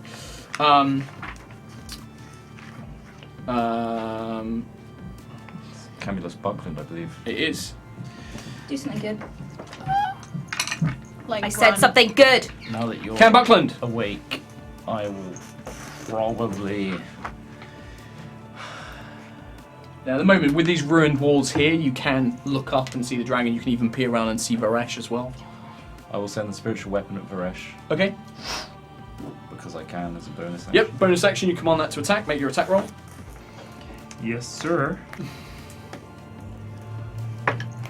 8. Total. Yep. You just misjudge it and the spiritual weapon sails overhead. I'm going to shout, everybody get out of here, and I'm going to start running that way. You just start running, basically. As far as I can. 30 feet. Okay, you start making a run for it. Dermot calls back. He's just like, Cam, there are other people coming. We can't run now. They'll be killed. Yeah, there's a whole But you've little- run away. Yeah, but he took down Trell with one action. One action. You're okay with it. Cam Trelemar. Mm, Bit of a pickle. bit of a pickle. Please heal yourself. Okay. I can't. You do. You are my hero. You've got potions. I have got a potion, that's true. Potions exist. It's kind of useless. It's redundant. Where am I? I can't see. You are currently I'm on the that ground. wall, aren't I? You are currently on the There. ground here. Dragon is looming over you about 30 feet up in the air. Okay. Can I stand up? Yep. Half move. You have 15 feet of movement left. Am I sort of in a building? Is there a little roof over me? No. No, this is ruins. This is just all open top. Cool. That's how the dragon swept down and Yeah. landed on the third. What you Can see is what you I get. put on my mask? Bonus action. You put on the mask. Action left and 15 foot of movement. The mask is donned. What do I do? Do I do Old Faithful or should I cast Blight again? It's up to you, man. You can't. Wait, do you not only have one 4th level spell slot? Here's I 2. tried. Oh, you have 2? Yeah. Okay, never mind. So, yeah, go on, let's do it again. Blight. Yeah. Constitution saving throw. This time I rolled a 2 for a total of 8. Ooh! So, roll damage. So, hang on. Can I borrow your other D8 again, please? Thank you. Okay. Come on, big damage. Also, you So- did the Hellish Rebuke when you went down. 6. Yeah. Well, that would have cost him That a would've cost second me a spell slot. Oh, right. Unlike, he doesn't get it for free. Mine Oh, does. right. Mine's just because I'm pissed off. Well, it's 'cause you're thief. And I'm a tiefling. Hand in hand. They come. Pretty much. Oh my goodness. Did boy You do in a good? dice tray. No, he just rolls it all over the desk instead of in the tray. I like you know my old man. 32. 32 Dang. damage. Nice. Oh, sorry. Give back to you. You reach up and all the pain, like, you cough out the last of the poison and just look up. The mask in power, and you can see, you can almost, with the mask, as you will the blight spell in, you can see the water rushing around the creature's body. Oh, what did I say it was? Huh? What did I say it was? 32. Oh, technically it's 33 with my mask then. Doesn't add to damage. It does Only not. to attack rolls and DC saving Okay. throws. Okay, But you reach up and you're just like, you grip the water with magic and just you watch as this gout of blood and water just pours through every pore of the dragon. It roars in agony. I will enjoy killing you for a second time, Dark Elf. It calls out in anguish. You have 15 foot of movement. Would you like to spend it? You are currently here. Can I go and hide behind something? You can probably get, I'd say you can get like next to Elora. That's better. Elora, your go. Oh, Trell, this thing's gonna kill you again in a second. That's why I moved next to you. That's not gonna help you, that's just gonna hurt me. Go.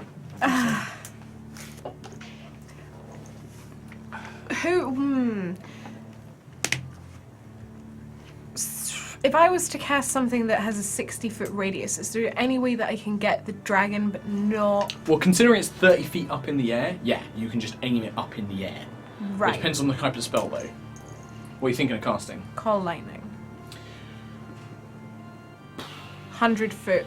The problem with Call Lightning is I don't think you can just target the air. It's kind of you're targeting the whole area where lightning is going to go. That's what I was wondering, if there's a place that I can angle it so that it would like be on the cusp of it but not hit anyone else. Currently, no. Not where Juto is positioned and where guys. Dermot is positioned. But you Never could. gonna get But to can't use you that just spell. summon? You choose where the lightning hits, don't you?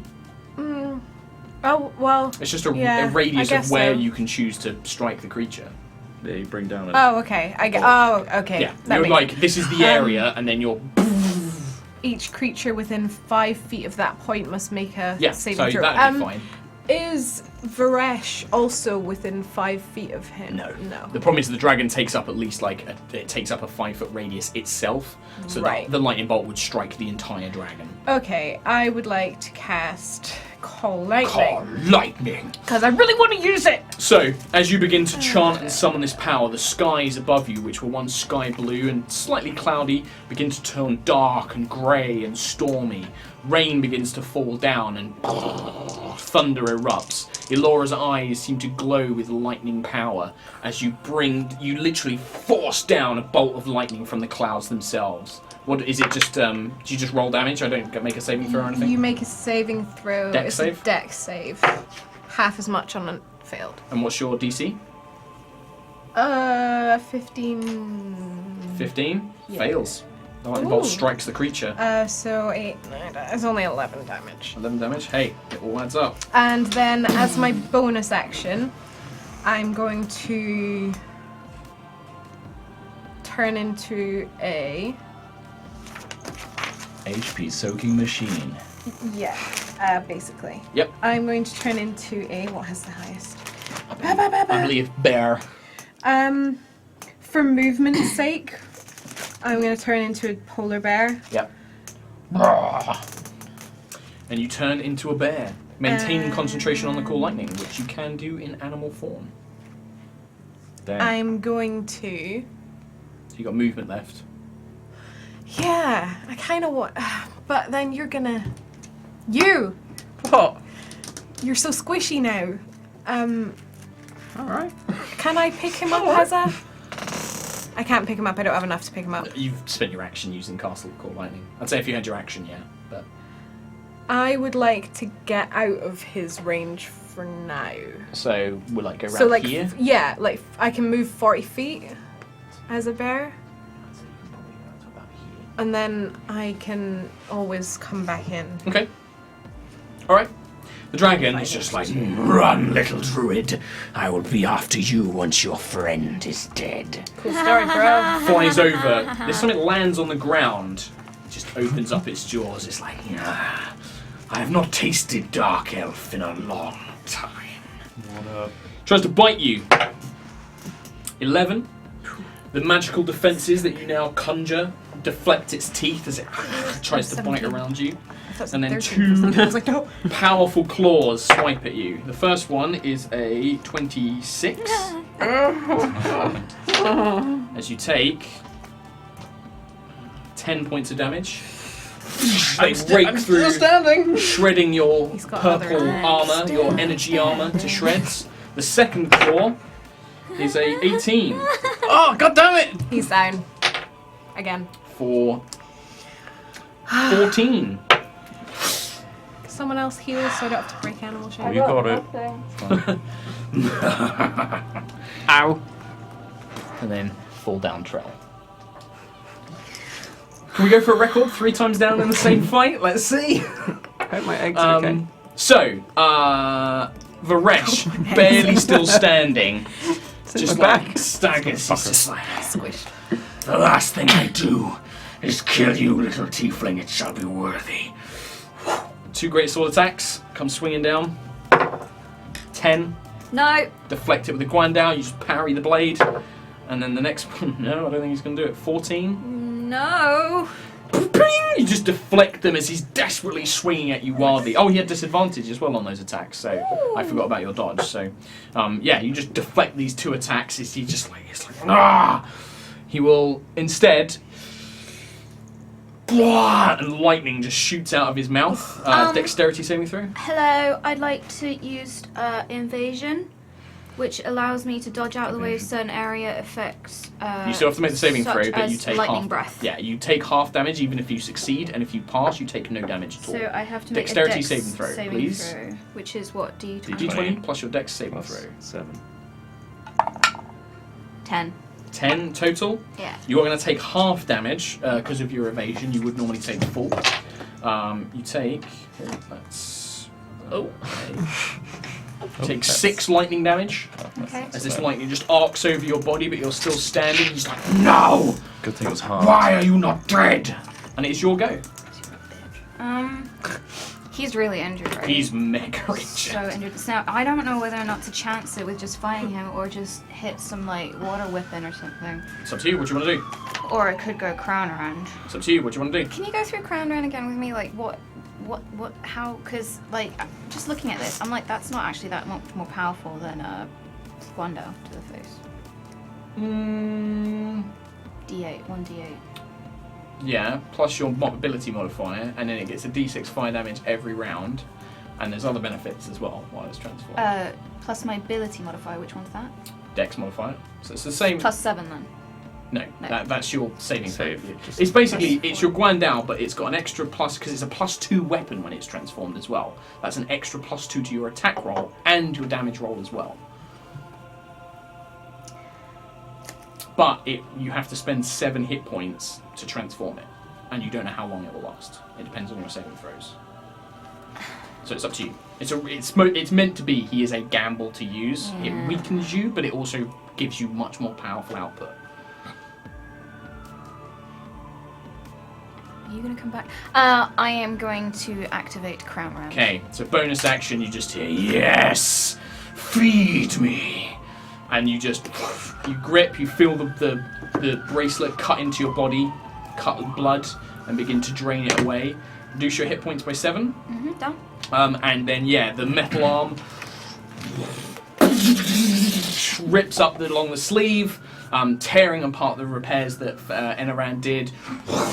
The whole bracer just ignites into flame. Varesh is like, what is this? And you may make attack rolls. So when you make attack rolls with it, you get an additional on top of your Guandao stats. All right. What's your attack roll as a Guandao? Plus 7. Right, that's a +1 weapon. So with a crown rend, it's +8 to hit, and then the damage is D8 +6 plus a D6. Just roll to attack first. Yeah. So +8. 11. 11. 11. Varesh barely manages to get out of the way as this flaming fist just strikes past his head. Second attack, because you get second attacks as you normally do. Natural 20. Natural. You just. How do you want to kill him? Like, do you just rip his heart out, blow his head up? What do you want to do? Heart. You just.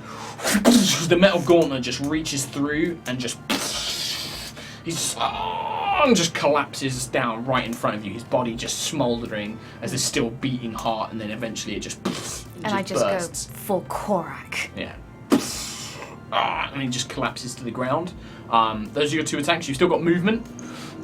Would you like to move? Can I move into some sort of cover? Yeah. You can move up to like this wall. Please, away from Mr. Buttface. These 2 have like run off by this point. Okay. Yep, you just basically get into cover by the wall, like looking around, you can see it. Yes, Juto. Now we take the dragon. What? Yes. Yeah, sure. Me. Right. Dermot, on his go, seeing this fucking dragon, Dermot. he's going to duck up behind this wall, and technically Trelamar is down, so he can't really do his sneak attack, but he will attack. He will hit for a whopping 5 more points of damage. His hand crossbow, it fires, but then you hear as a group, about 10 or 12 guards, most of which with crossbows, come basically barreling over the hill. Several of them, 2 of them seem to like be running forwards, but the rest all take aim and fire. Most of the bolts miss or bounce off the dragon scales, but quite a few do still, find their mark. We'll say that it does a certain amount of damage per turn. As the bolts just thud into it. That's Dermot's go. The other thing is, you notice, how far will you get? I don't have a mini. I'm going to have to use your dupe mini, I'm afraid, Cam. Fuck. This is unbelievable. It's a long shot, but he's going to do it. A figure comes running along, basically. He looks to be wearing the guard's uniform, chain shirt, leather armor. He's got a shield, and he runs up, and you can just see he takes a step back and throws a spear towards the dragon for a natural 20. Holy shit. So that is What we gonna like to be see. See, Troll? You can learn something. Well, he can't. He's bleeding out. He did a shit ton of damage to that dragon. so... You blighted him. Yeah.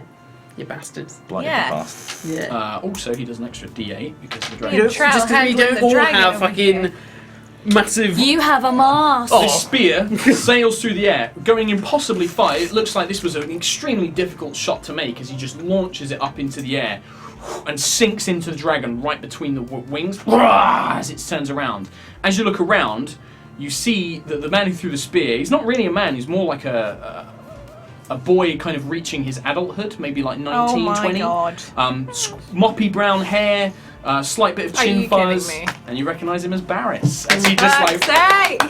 He's like, here, don't worry, Mr. Buckland, I'm here! Oh, for fuck's sake. I turn around immediately. Yeah, you just look over, like, you see him, as you're running, you see him sort of like running over, and he's like, hey! He just gives you a big thumbs up as he runs over. That was his go. Cam, it's your go. Barris! This is amazing. I turn around immediately. Dragon first, chat later! Yep. Thank God Barris is sensible. Gonna. If you want to heal me on your way past. If you want I'm to gonna go move Trell as far first, as I can back towards where I came from. Trell is Not on the dashing. ground. 30, you can get to here with one move. Do you want to do a second move? No. No? What I'm gonna do. You are within range for however, healing word on Juto. The range of this is 30 feet, so I You can- want to dismiss the spiritual weapon Okay. and unleash a guardian of faith Okay. as close to Trell as I can. You are not within 30 feet. It would It's basically get It's a large spectral creature. 20, 25, 30. It'd get to here. Yep. What does that do? So, the Guardian occupies that space and is indistinct except for a gleaming sword and shield, emblazoned with a symbol of Avandra. Oh, nice. Any creature hostile to you that moves within a space of 10 feet of the Guardian, for the first time on the turn must succeed on a dex saving throw. Uh-huh. The creature What's takes its damage? 20 radiant damage on a failed save, or half as much on a successful one. And it lasts for 60 damage worth, Okay. and then disappears. Okay, cool. So, Do you summon that into position? That's your action. You Where move is your it? action. it's there. Yeah, I've put Varesh's counter. So within 10 feet around it, if the dragon goes anywhere near that, then yeah, he Okay. takes radiant damage. Alright, cool. And then bonus action, do you want to do anything? Actually, did I need to dismiss my spiritual weapon to do that? No, it's just cancel the spell. Then can I revoke doing that? Because I thought that they would cancel each other out. Bonus action. Yeah, I mean, like, I cancelled my spiritual weapon, right? Can I not? Well, I don't know. Are they concentration spells? I don't know the spells. It's a conjuration. It should normally have a little C on the No, card. it doesn't. Then it's not a concentration spell. Sweet. Then I keep my spiritual weapon Uh-huh. and send it as far forward towards the dragon as I can. 15, 20, It can go up to 30 feet, I believe. ranges. Oh, I can move to 20 feet. 20 feet. So it's just behind you two. There you Okay. go. I got fucking glowy shit all over the Yeah, place. it's just glowy stuff is happening everywhere. That was Cam's go. Trelemar, you are down, correct? Mm-hmm. D20, please. No modifier, just tell me what you get. 7. 7, you have 1 death saving throw. Check. You have failed 1. Elora, You die. Call lightning's still up. it is still up. Is it a bonus action to summon or is it an action, I believe? If it doesn't say it's a bonus action, it's probably an action. It will be an action. Good question. On each of your turns until the spell ends, you can use your action to call down Action. lightning. Yep. Do you want to do that? Yeah. Okay. And your DC is 15, right? Fails. Roll damage. The lightning, another you call down. The bear's eyes seem to glow for a second as another lightning bolt. Use the bear paw. Trell, fuck. Well, you've done it now. I'm in bear form. I can't do anything. Unless I waste Yeah, that. you've rolled the damage. He's also No, sat no. on top of Troll. Yeah, it's tough to get to him. It's only 7. But 7 I need damage. you guys to do something about the healing We are him. trying our best. Okay, you summon a bolt of I'm- lightning down onto the dragon. Am I going closer to? I'd almost forgotten about you, little druid. I'm gonna move though. Okay, where do you want to move? I want to bugger off as far away from him as possible. Okay, 40 feet. up there. He can go 80 feet, so... Better than Troll though. And, let's see if his breath can reach. And he's close to Barris, He's not really who using looks OP. He looks squishy. Well, he's not that OP. The dragon lands and starts trying to tear into you with its biting claws. Tries to bite you for 9 AC. I No. guess that's a miss. And then 2 claws come at you. One is a 10. No. The other is a 21. Yeah. You take 11 points of damage as this giant claw rakes through your bear form. Man. Give me a Constitution saving throw, please. In bear. I don't know how that. I failed anyway. There you lose the cool lightning spell as it's a Ah. concentration. I think it's out of that area anyway, right? Yeah, well, 60 feet is a massive area. It pretty much Yeah. covers most of it. Oh wait, no, that doesn't lose that. So, that's its go. Baresh is dead. Juto. Juto. Juto Zhixing. Oh, Jesus. Ow. Ow. I try. Oh, I guess I better go after the freaking flappy flap. Okay. I have 45 foot, and I'm going to kick down that You wall knocked as the well. wall. You pretty much do. You kip off of it and it crumbles, but then you fly up. Attack rolls with Crown Rend, I'm guessing? Yeah. 18, 19, look, That's a hit. 19, 20, 21, 22, plus 8, whatever. Don't have advantage, but yeah, that hits. Okay, so D8, 7, 8, 9, 10, 11, 12, 13, Plus D6 fire damage as well. 13, 5, So, 18. 18. Dragon is looking pretty. You punch through parts of its scales and you physically wound it now. As you like tear away parts of the chunks with Crown Rend. Second attack. 15, 16, 17, 18, 19, 20, 21, 22, 23. That's also a hit. 1 plus 6. 6, so 7. 7, Plus D6 fire damage. 8, 9. The second hand, you just swipe through, tearing away several more claws, leaving a deep gash along the dragon's side, howling in pain. I shall kill you all! Felania shall have your heads! Can I key point as well, or? You can, yeah, but it's a normal arm strike with the key point. What was the other arm? Yeah. I might as well try. Yeah, sure. Do it. Well, you get 2. You can make 1 as standard. So flurry and of blows. Yeah, so you make 1 unarmed strike as standard, and you spend a key point to do another one. So unarmed strike, right? Yep. 15. That does not hit, unfortunately. Your punch connects with the dragon's scales. 16. 16 does not hit either, but you're basically pummeling into its thick, scaled hide, and just without the magical element of Crown Rend to pierce through, it just seems to really struggle to make any purchase. Juto. Dermot will... He'll just move over, but he can't heal him, he's just going to try and stabilise him. It's just a medicine check, right? Yeah, he basically starts binding your wounds and stopping you bleeding out. You no longer need to make death saving throws. That is all he can do. Cam Buckland. Oh no, sorry. More importantly, Barris!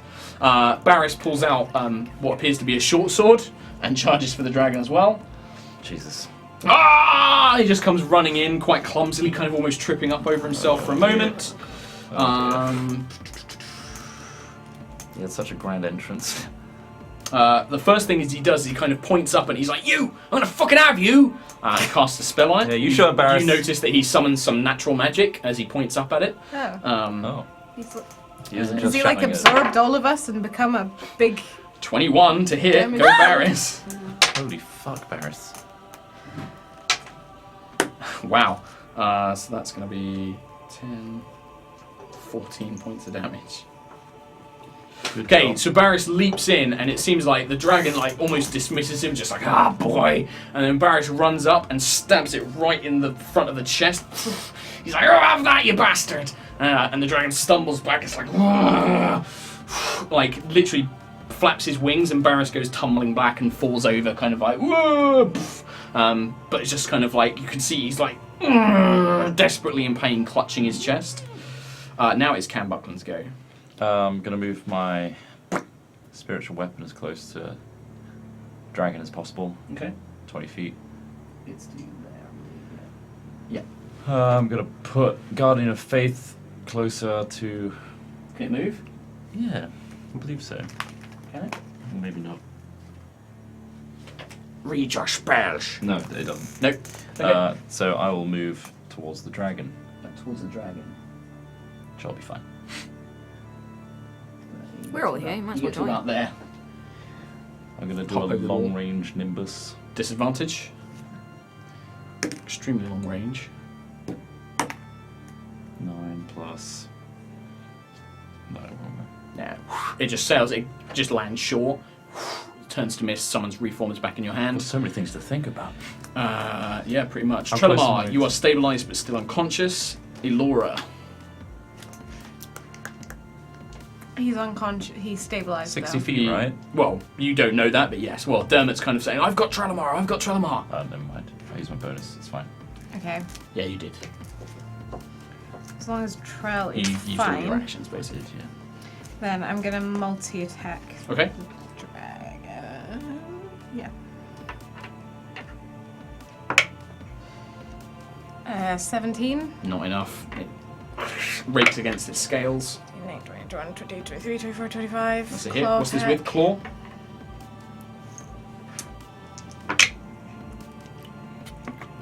13. 13. So, what happens?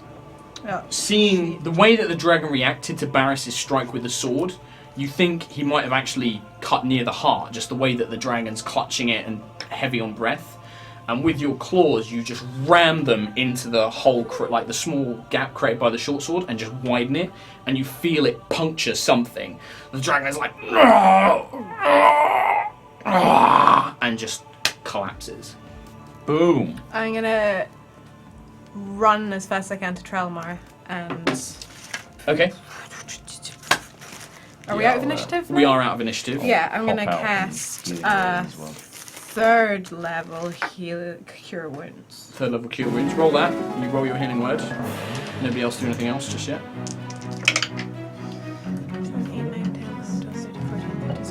18 points. And 9. So 27. Yeah. So Trelemar, you feel life fill your lungs once more as you look up as these two figures trying to heal you. You just hear cries from like the other men at arms that were firing crossbows, like "Way!" cheering. We all killed a dragon. That's cool. Dermot's 2 like, dragons. Bloody hell! I didn't know they had bloody dragons. I know. Mental. This complicates things.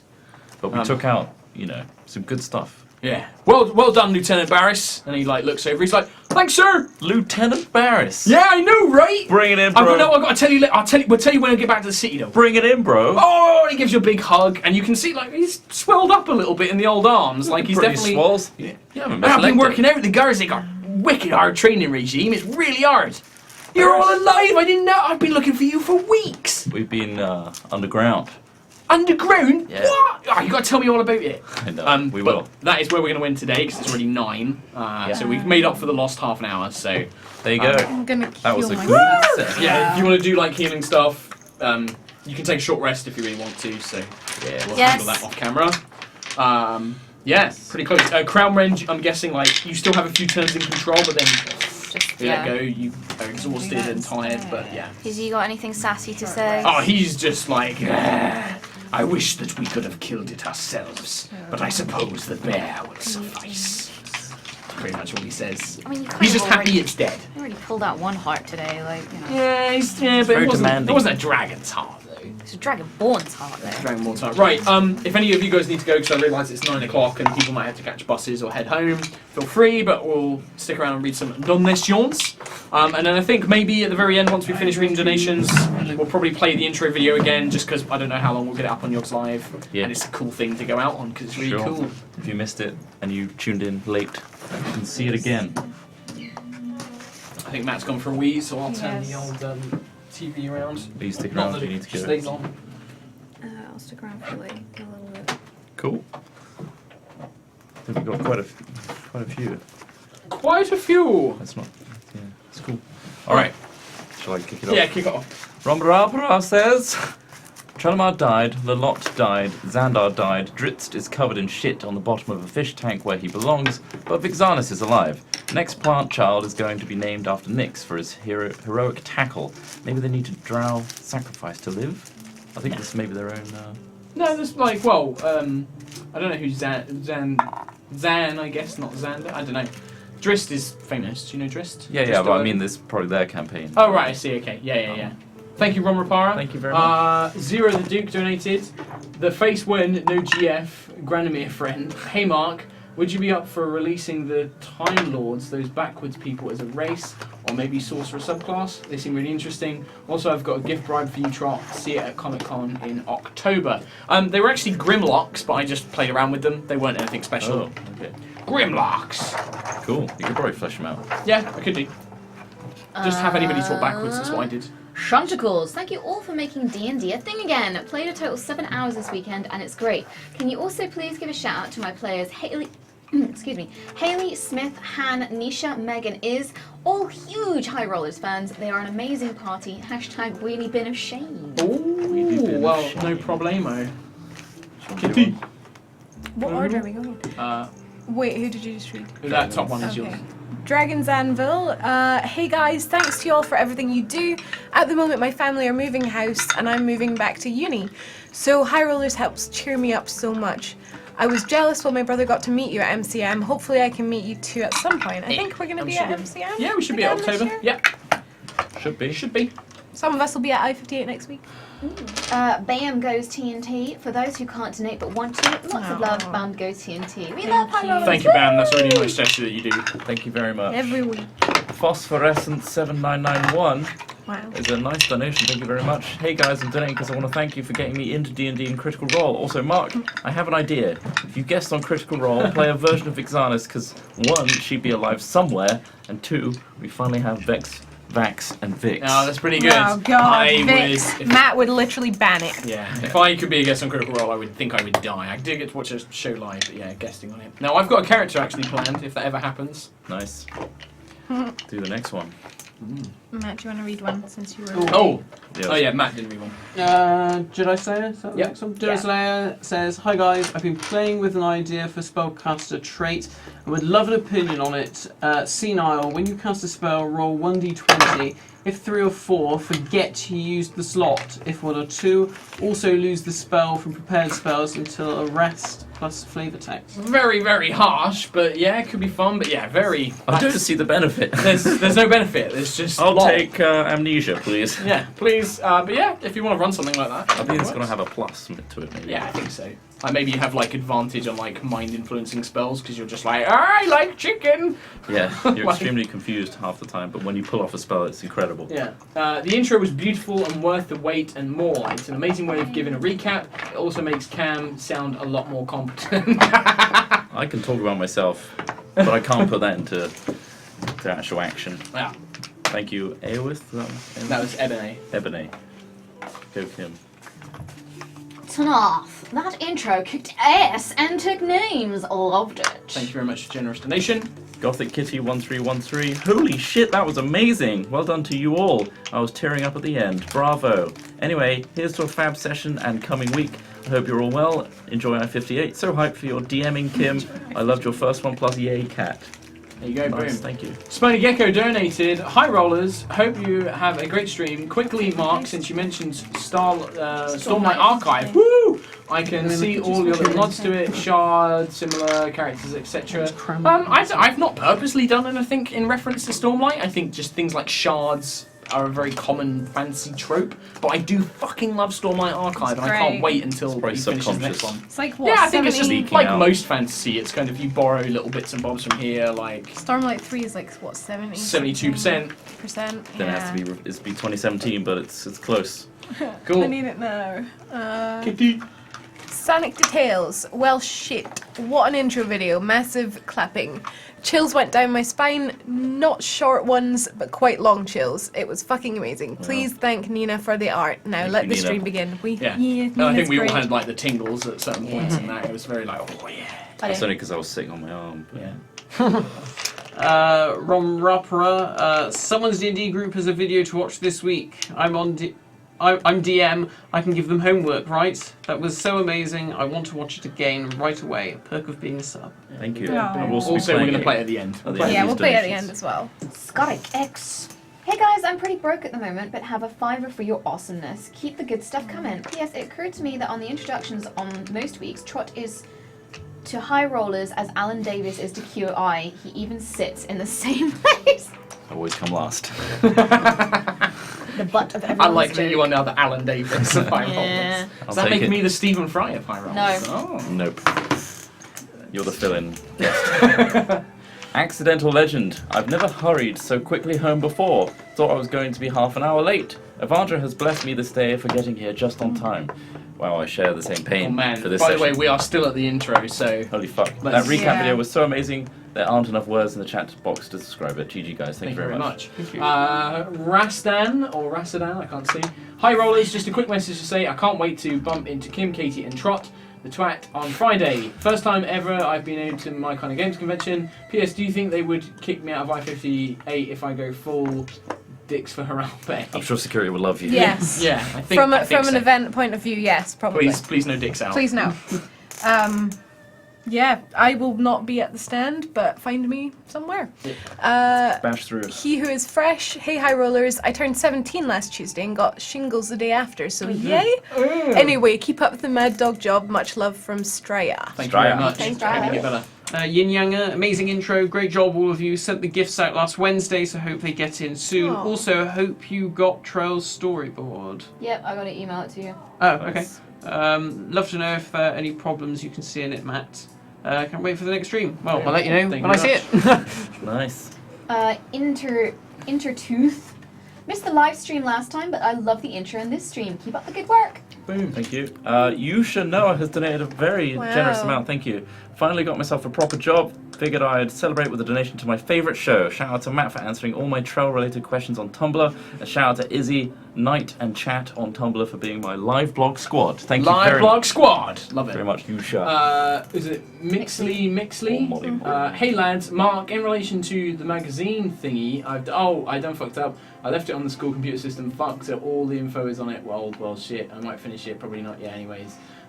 Well done, Trot, with it. So Molly was going to do a magazine for school, and I was going to give her some stuff for HighRollers she wanted to do about HighRollers. So That's a shame. but yeah, no, I'm sorry about that. Zeus Zeus Rules, going off to college this week. Have some cash. Thank you. Thank you very Thank much. you. That's one less lunch for you. Dax Jack, hey guys, I love the new intro. You guys always amaze me with this awesome D&D. In my own way, I'm now making music for you guys and a way to support you. Also, I feel now either Juto or Trell will become evil and rule the world. Well done, guys. Score goals. Yeah, Okay, potentially. why not? Smoking. We're like the anti-Power Rangers who are all getting our... Yeah. Oh, bad on. Metromanu, you now have an intro. Thanks, you guys. Thank you, guys. It's great. And a sequel to Kim's one-shot next week. Hell yeah. Keep it up, guys. Keep it up. You are amazing. So, Thank you. Metromanu. Thank you. Yeah, I don't know if we'll play it every session. I guess it would be a nice... Well, Makes sense. Ray of Sun, have $10. us And playing don't you dare leave Girly in the Underdark. awkward. Will, I can't read the names. Willie Tear. Willie Ted Pimp. First live episode of this I've caught in a few months, so I thought I'd donate. Keep up the good work and loving the stream. Thank you Thank very you. much. Thank you. Of course, these are still 3 hours ago. I know. Ride high. Right high. When I was a Boy Scout, I learned a lot about Indian cooking. I have the badges to prove it. Every time. Amazing. Yes! I'll see you at EGX. Yeah! I can't wait. I You better will have not. some good puns at EGX. I will not be there. J.K. Quinn, I made a human bard called Ringo Moon who was found raised by elves, and my personal flaw is that I've been cursed to follow and do the bidding of my elven sister. But Continue next donation. So we Where's need the to see jingle? the Close next that one one. out. There it is. only she can kill. My DM agreed to it, but I can be wounded into an unrecoverable state, which means that my sister will have to kill me. What do you think to this? And do you feel that because I can't die, it is a bit overpowered? Well, you can die. There's just a specific circumstance. It's not too dissimilar to like the Lightborn thing. Yeah. Also, I hope that your elven sister is called Yoko Ono if you're called Ringo Moon. I know that's not the right beetle, but it just would be quite funny. Lol. Shadow Sage. Wang once again. Hashtag best party ever. Hashtag Mark is best DM ever. I love you guys and I hope to meet you eventually. Mark and Trell are my spirit animals. Anyways, y'all met my week and are great people, so keep up the good work. Take my money now, you plebs. Plebs. Thank you. Bam Gamers HD. Unfortunately, I live in a rural area with not many friends who like D&D/D&D equipment, so it's awesome to see you guys play around. And Mark, you're the best DM I've encountered so far. Greetings from the Netherlands. Not true, but thank you very much. Is that Mixley again? Really, guys, you didn't go for Girly. I'm so sad. I love Girly so much, and please be a good DM and bring her back at some point. Please, I miss her. Okay, breathe, Molly. You got this. Try not to cry. Come on, guys. I was mad. Love Molly.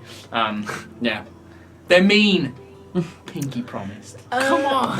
Nightjar says, another missed live stream for me as I'm on a coach with poor Wi-Fi again, but preemptive thanks for you all for what I'm sure was another session of pure brilliance. Hopefully you enjoy it when you catch it up, Nightjar. I'm sure you'll enjoy I it. enjoyed it. It's good.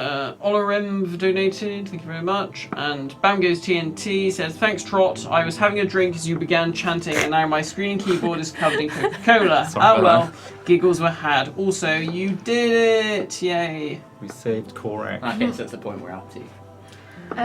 Do you want to read the Thurston one? I think. Hello, Thurston here. Chain God, Almighty God, and I banish all of you bastard drow to the mine hells for leaving Girly behind. Be sorry, bastards. Be very sorry. Sorry, Thara's done. Ace of Thorns, outstanding intro, well worth the wait. Also, touchdown, Buckland. Even so, you gotta hashtag save Granomir and hashtag go get Girly, and also hug Trell while you're at it. There you That's a mission log. go. Mission log. Sky Silverwing. I figure that at this point, Cam has at least 2 prices on his head. One from the Bucklands, who no longer think of him by that name, and one from the Broken Sky, and that is just the ones we know about. Yeah, Dmitriev is in another realm with another one. Well, Dimitriev's not even put a price on his head. Dimitriev's just come in for his head. It's all good. It's all good. Jay Shay, 512. Yep. A part of me hopes Girly saves the cleric, becomes super powerful magic user, and the two of them beat up Cam. Consequences! Nah, Girly likes Cam too much to beat him up, but she is really pissed at him. Luggage 36. This donation is a thank you to Mark and the HighRollers community for all of your responses to the streaming survey I put out last week. Thanks to you folks, I now have more than enough data to analyse. Nice one, gang. No problem, man. There's only a retweet. It's the least I can do.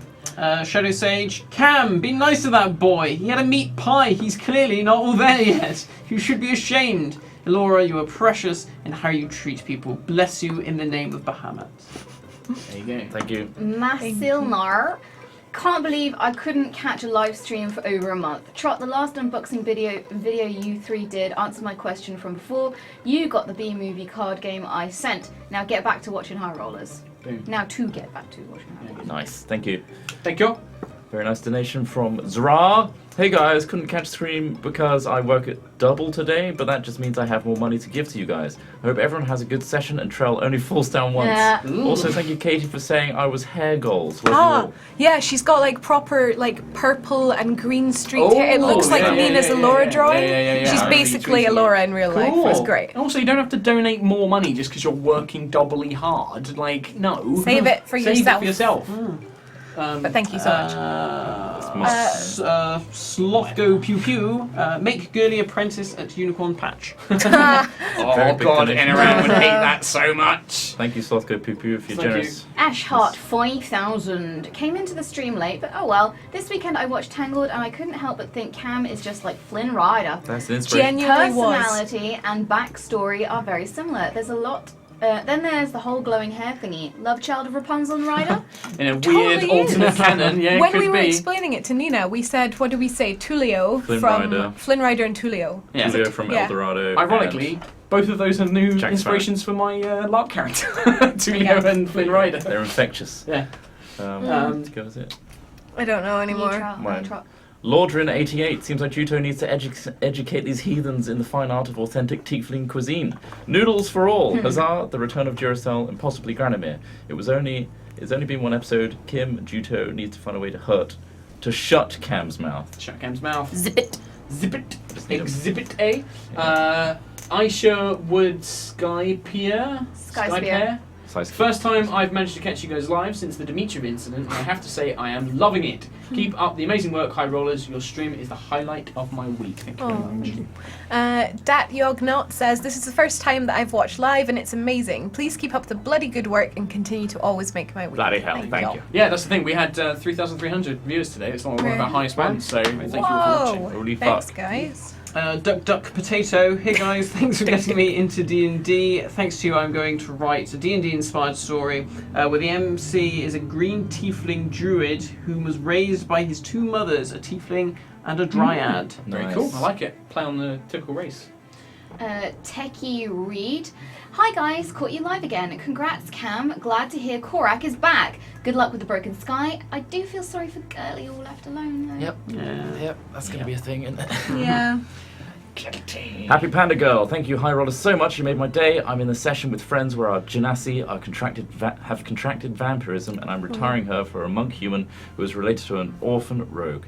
Keep up the great work. You guys are amazing. Magic rope. Magic. We've lost so many things. So many things.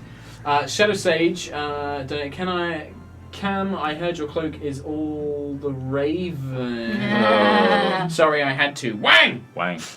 Bumblebee Tuna. Bumblebee Tuna. My second favourite session yet, next to bringing Juto back to life. Great RP, great backstory. The feels are high. I was sitting on the edge of my seat while Cam read the scroll. Also, Kim, I caught up on your stream. Really good job. Really great RP from all. There you go. Boom. Thank you. Bumblebee.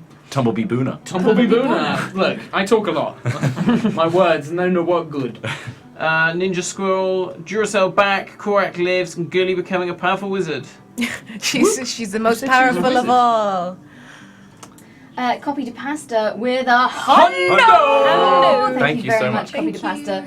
The emotional return of Evandra to Cam. The amazing restoration of Korak by Cam. The spectacularly heartwarming return of Duracell. What an It adventure. was a pretty good day for Cam. It It was had a a great pretty day. good day for Cam, yeah. And I watched Troll go down 3 times. It's great. Yeah. Twice.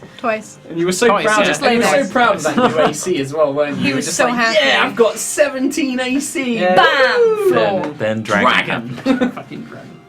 Bros of Starshin. This has been both an emotional and entertaining episode. I'm a bit upset the gang didn't go for Girly, but I understand their decision. I'd have caved to her tears though. Now a fecking dragon out of nowhere. Christ in a handbasket. Intense stuff. Thank you very much, bro. Accidental Legend donated Barris Boys. Barris boys. Oh dear. Boom. And then DVD-01, CD-01 with No Message as Normal. Classic No. DVD on. Tunarth donated and said, and this one's for Barris. So now we're at Barris. We're at Barris. This is the Barris We've hit donations. Barris. Also, Kath's in the chat being informed of what Loban's been up to. Oh. And you're like, oh, interesting. Mixley, Barris! Boys. Yes, I am glad that you brought him back. I missed him and I love him. We all do. Also, chat is going mental. Please send help. Much love to all of you and the stream, Molly. Thanks, Molly. I can Thank only you very imagine, much. chat. Sky Silverwing. Gotta love the fact that the entire chat called it being Barris the instant he showed up, long before it was confirmed to be him. You guys know. Aisha Wood Sky Spear had to donate a second time for Barris, plus everyone was amazingly badass today. This might be my new favourite session. Boom. Thank you very much. Evan Fay donated. I'm not pronouncing it. Juto Gigi Jing, the Fireborn, Heart Ripper, Head Smasher, Rock Basher, Puncher of Dragons, and Breaker of Faces. She who died and lived again. Nice. Very nice. That was very satisfying. For Korak. Yeah. Russian 2203, question for Mark. Any update on the tabletop RPG channel you had mentioned back in your May Q&A? Nope. Also, thanks for over 100 hours of HighRollers. 100 hours? Ow! No. Thanks for letting us know that, because we didn't know. Wow, Jesus that's insane. Christ. Wow. We should make a DVD collection. Ooh, yeah. Johnny Mange. Johnny Mange. Mange. Man, what an episode in transmission. Boom. And Angelus Lucius with No no message. message, but thank you. Sonic Details. Thanks, guys, for another great stream, and I found myself laughing quite a lot during it, which is a plus. I would like it. Oh, don't say this bit out.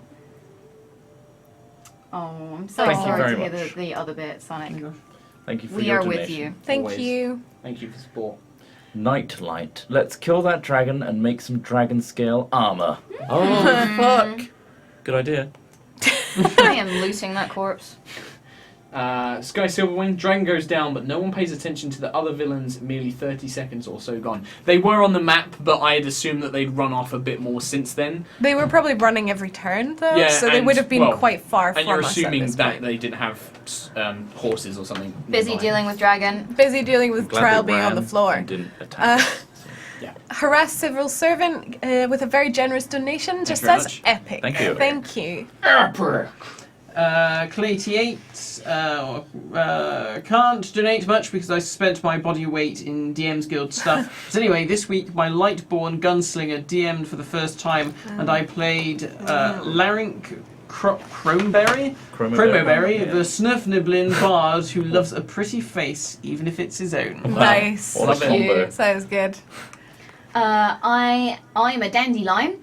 Got the day off work again, so have to catch the show live. Mark will be pleased to know he's inspired another DM. Currently about 4 or 5 sessions in and loving it. Mad struggle following the PCs, but better than forcing them out somewhere. Yes, Yeah. always better.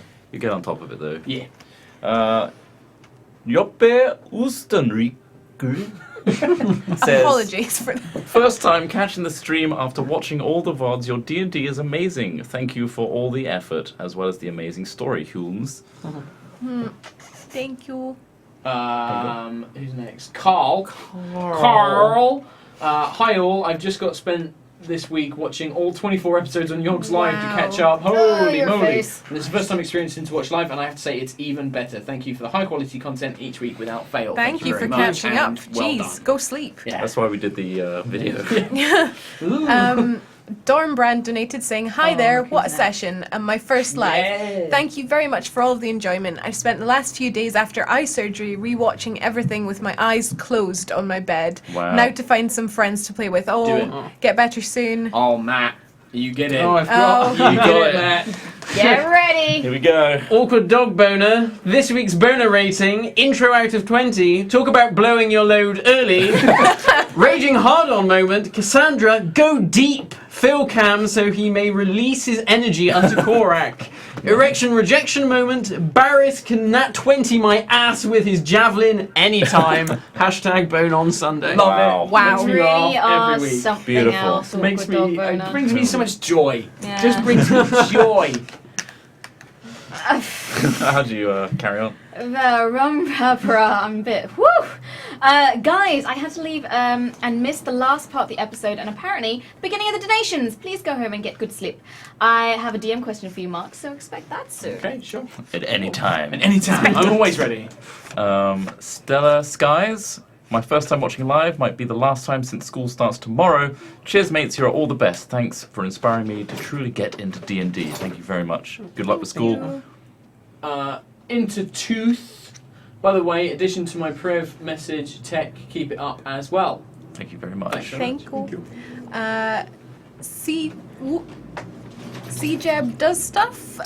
You should do a competition to come to Yog Towers and join you guys for a game of D&D, and this time make it possible for people over 15 to enter, unlike the Garden Warfare thing. Well, the Garden Warfare thing, just before you get salty, was done by EA. That wasn't the age restriction was nothing to do with us. So Also, it would be very difficult for us to bring anybody in to play do a it. game as well. Yeah. It's, It really would unless be. I did that as a massive charity thing during the Jingle Jam, like if It you would be a donate a super big amount special of money, thing. but that would have to be a very special thing. There's a lot to consider with this kind of stuff. Yeah. Plus unfortunately. the story. Plus We'd also- probably have to make a one-shot Also, special for it. just bringing people to Yog Towers is not easy. Like, there's a lot of stuff we have to do for it, so... One of the many complications, unfortunately. Yeah. Don't get your hopes up.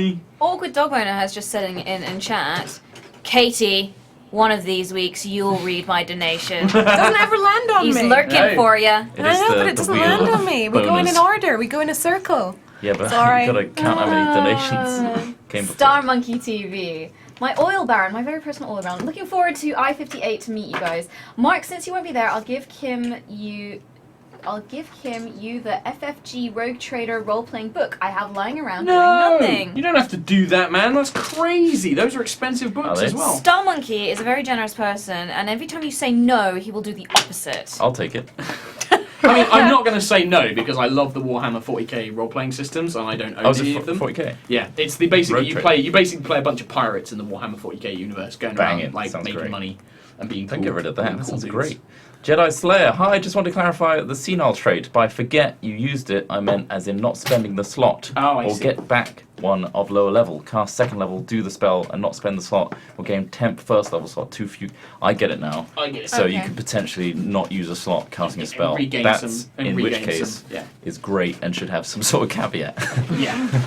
on the opposite. Well, the caveat is if you roll a 1 or 2, you just Oh, okay, then You great. use it. That's a good. I like that trait. yeah, it's fun. You're the last one. Oh, I got the last one from Regini. I can't read this very well. Get Reni? one of the city dwellers, like Korak, to act as a caretaker for Girly, then she would be safe. And Theris Dune would want to know you succeeded at his quest, possibly a reward in it for you guys. Well, too It's done. late. It's done done. now. Move on. I mean, they could go back and get Girly. Well, but I it's up know. to Like, look, Barris just showed up. Anything can happen. them. Yeah, she can Demetra is coming back. Demetra Barris. is gunning She's for got you. that very well. Who knows? And especially now that Who knows? she's learning spells, not- for, yeah. for all we know, she could accidentally transport herself Oh to God. the surface. Very Who knows what possible, she'll given do. her class. Thank you so Also, much there's for everyone no longer- tuning in. You've Yes. set a record today. Yes, no, Yay. thank you Yeah. so much. It's been a really great stream. I've enjoyed it. I hope you guys have all enjoyed it. I hope you've Really enjoyed good. it. Oh, and we can play our cool Play the intro, again for those of you who missed it. So yes, Steve, And- if you wouldn't mind playing that. If you have friends that are struggling to get into HighRollers because of the amount that's already there, we'll be Perfect. uploading this video. Intro. Send them to that, and then get them on the next stream. We're Yep. gonna find the point as well that it links up to where the trial story, what Where it episode starts. that is, Yeah, so that yeah. you And can we then can watch probably that. Then let them know. I'd also say, even the trail stuff and like the underdark stuff, it is skippable. Like it's Yeah, not really. integral I mean, you to could like just the go from overarching this one, plot. couldn't you, really? Like Trial has a mask. We get a crown rend, we get the mask. yeah, Job and done. that's basically it. And those are just really. Whereas what I would say is this is the perfect time to start watching it new because we're about to start a brand new character-based story arc. And also the Broken Sky stuff is coming back into it and is going to feature a bit more heavily. So True. perfect time to get back in. And there's dragons now. But if you really like And trial you stuff, fought then that's a great. young dragon. I went easy on you Yeah, Thanks, I thought it was Mark. a young dragon. Thank you for that. for knocking him out in one go. 3 times. Twice. Twice. That's a young dragon, guys. That's the weakest of dragons. I know. Well, second weakest. The wormlings don't really count though. They don't Yeah. really count. Yeah. Enjoy Yeah. the video. Enjoy the video, and we will see you guys not next week. I'll see No. you next Kim week will see you next with week. that guy, with Kat, and with Duncan. And then we will see you the week after. See you at I-58. See you at 58. Say hi. Bye. Bye.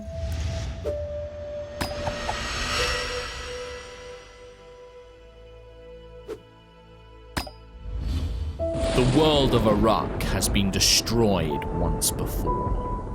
When the celestial comet known as Palor's Light was shattered, its remnants fell to the world below and caused utter devastation. 46 years later, and the world has begun to recover, but a terrible threat is on the horizon. Hey, I'm Cam Buckland, a human cleric. Taken in and raised by a traveling band of performers known as the Bucklands, a colourful group of misfits helped shape me into the devious, charismatic and foolhardy man you know today. My troubled past led to the clerical devotion of Avandra, the goddess of change and luck.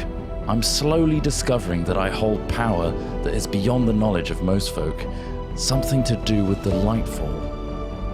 My name is Jutou Zizi Jing.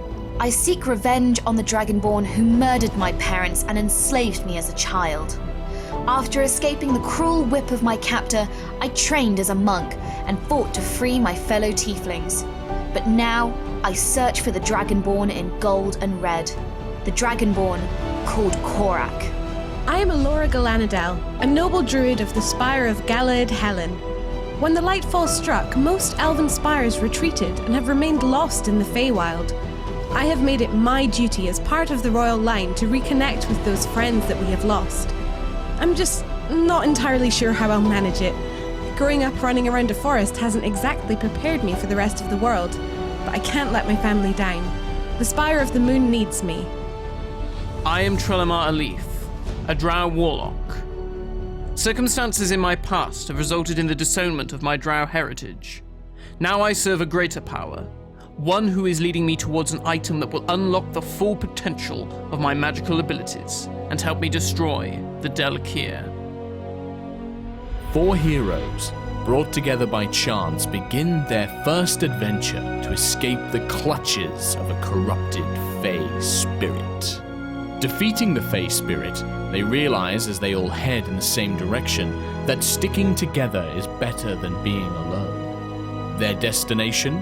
The capital of the Dawn Republic, the mighty city of Talis Val. On their journey, our heroes encounter a town plagued by an unseen evil. Once again forced to work together, they uncover the creature responsible. But tragedy soon follows as Jutou falls in battle. This once divided group unite for a new cause: to save a friend. The heroes rush to the nearby Longwood, where an archfey agrees to return Jutou to life. But in exchange, they must stop a nearby spirit that has corrupted a tribe of orcs. They agree, and with the help of the Elven Spire of Autumn, thanks to Elora's nobility, they successfully defeat the hunter spirit. Returning to the Archfey, and each of them offering a great personal sacrifice, Jutou is restored to life. The heroes reunited once again. They can finally resume their path towards Talis Val. As they make their way to the capital, however, they uncover a group that seek to overthrow the Dawn Republic and face off against a pair of their agents in the village of Faden. With one of their villains captured, our heroes learn the name of their foe, the Broken Sky. Concerned and seeking to learn more, the heroes arrive in Talis Val. They immediately get to work, discovering a hidden cell of the Broken Sky within the great city. Things take an unpredictable twist as Trelemar and Jutou attempt to join the Broken Sky, even subduing Elora to prove their loyalty. Elora manages to shapeshift and flees her confines to seek help. Using this uneasy allegiance, the group are thrown into a trial to prove their worth, and eventually succeed. As a reward, the heroes are given the opportunity to meet the leader of the Broken Sky through a magical mirror, a woman referred to as Princess Felania. Just as Cam forces her to reveal her true nature, Korak, the Dragonborn champion of Talis Val, alongside Elora and all their allies, arrive to the rescue. Korak faces off against Varesh, one of the Broken Sky lieutenants. At the same time, the group attempt to rescue their friends and escape. Despite Jutou's initial hostility towards Korak, the heroes prove themselves very resourceful to the champion. Varesh barely manages to flee, leaving many questions left unanswered. Returning to the surface, the heroes hope to enjoy a moment of frivolity as they perform for the Masons Guild, one of the reasons Cam needed to get to the city. The performance, while marred by jealous rivals, won the crowd, particularly with Cam's glowing hair rebirth and a peculiar granny with her evocative singing and dancing. While basking in applause, chaos erupts as the theatre is attacked. A hidden assassin leaps from the crowd to strike the champion Korak, who is left in a comatose state from a poisoned blade. With the champion paralyzed, the party are tasked to find the cure deep beneath Talis Val, in the ruins of the city that once was. And that is our tale so far. Our heroes now set off on new adventures, but the threat of the broken sky still looms over the Dawn Republic.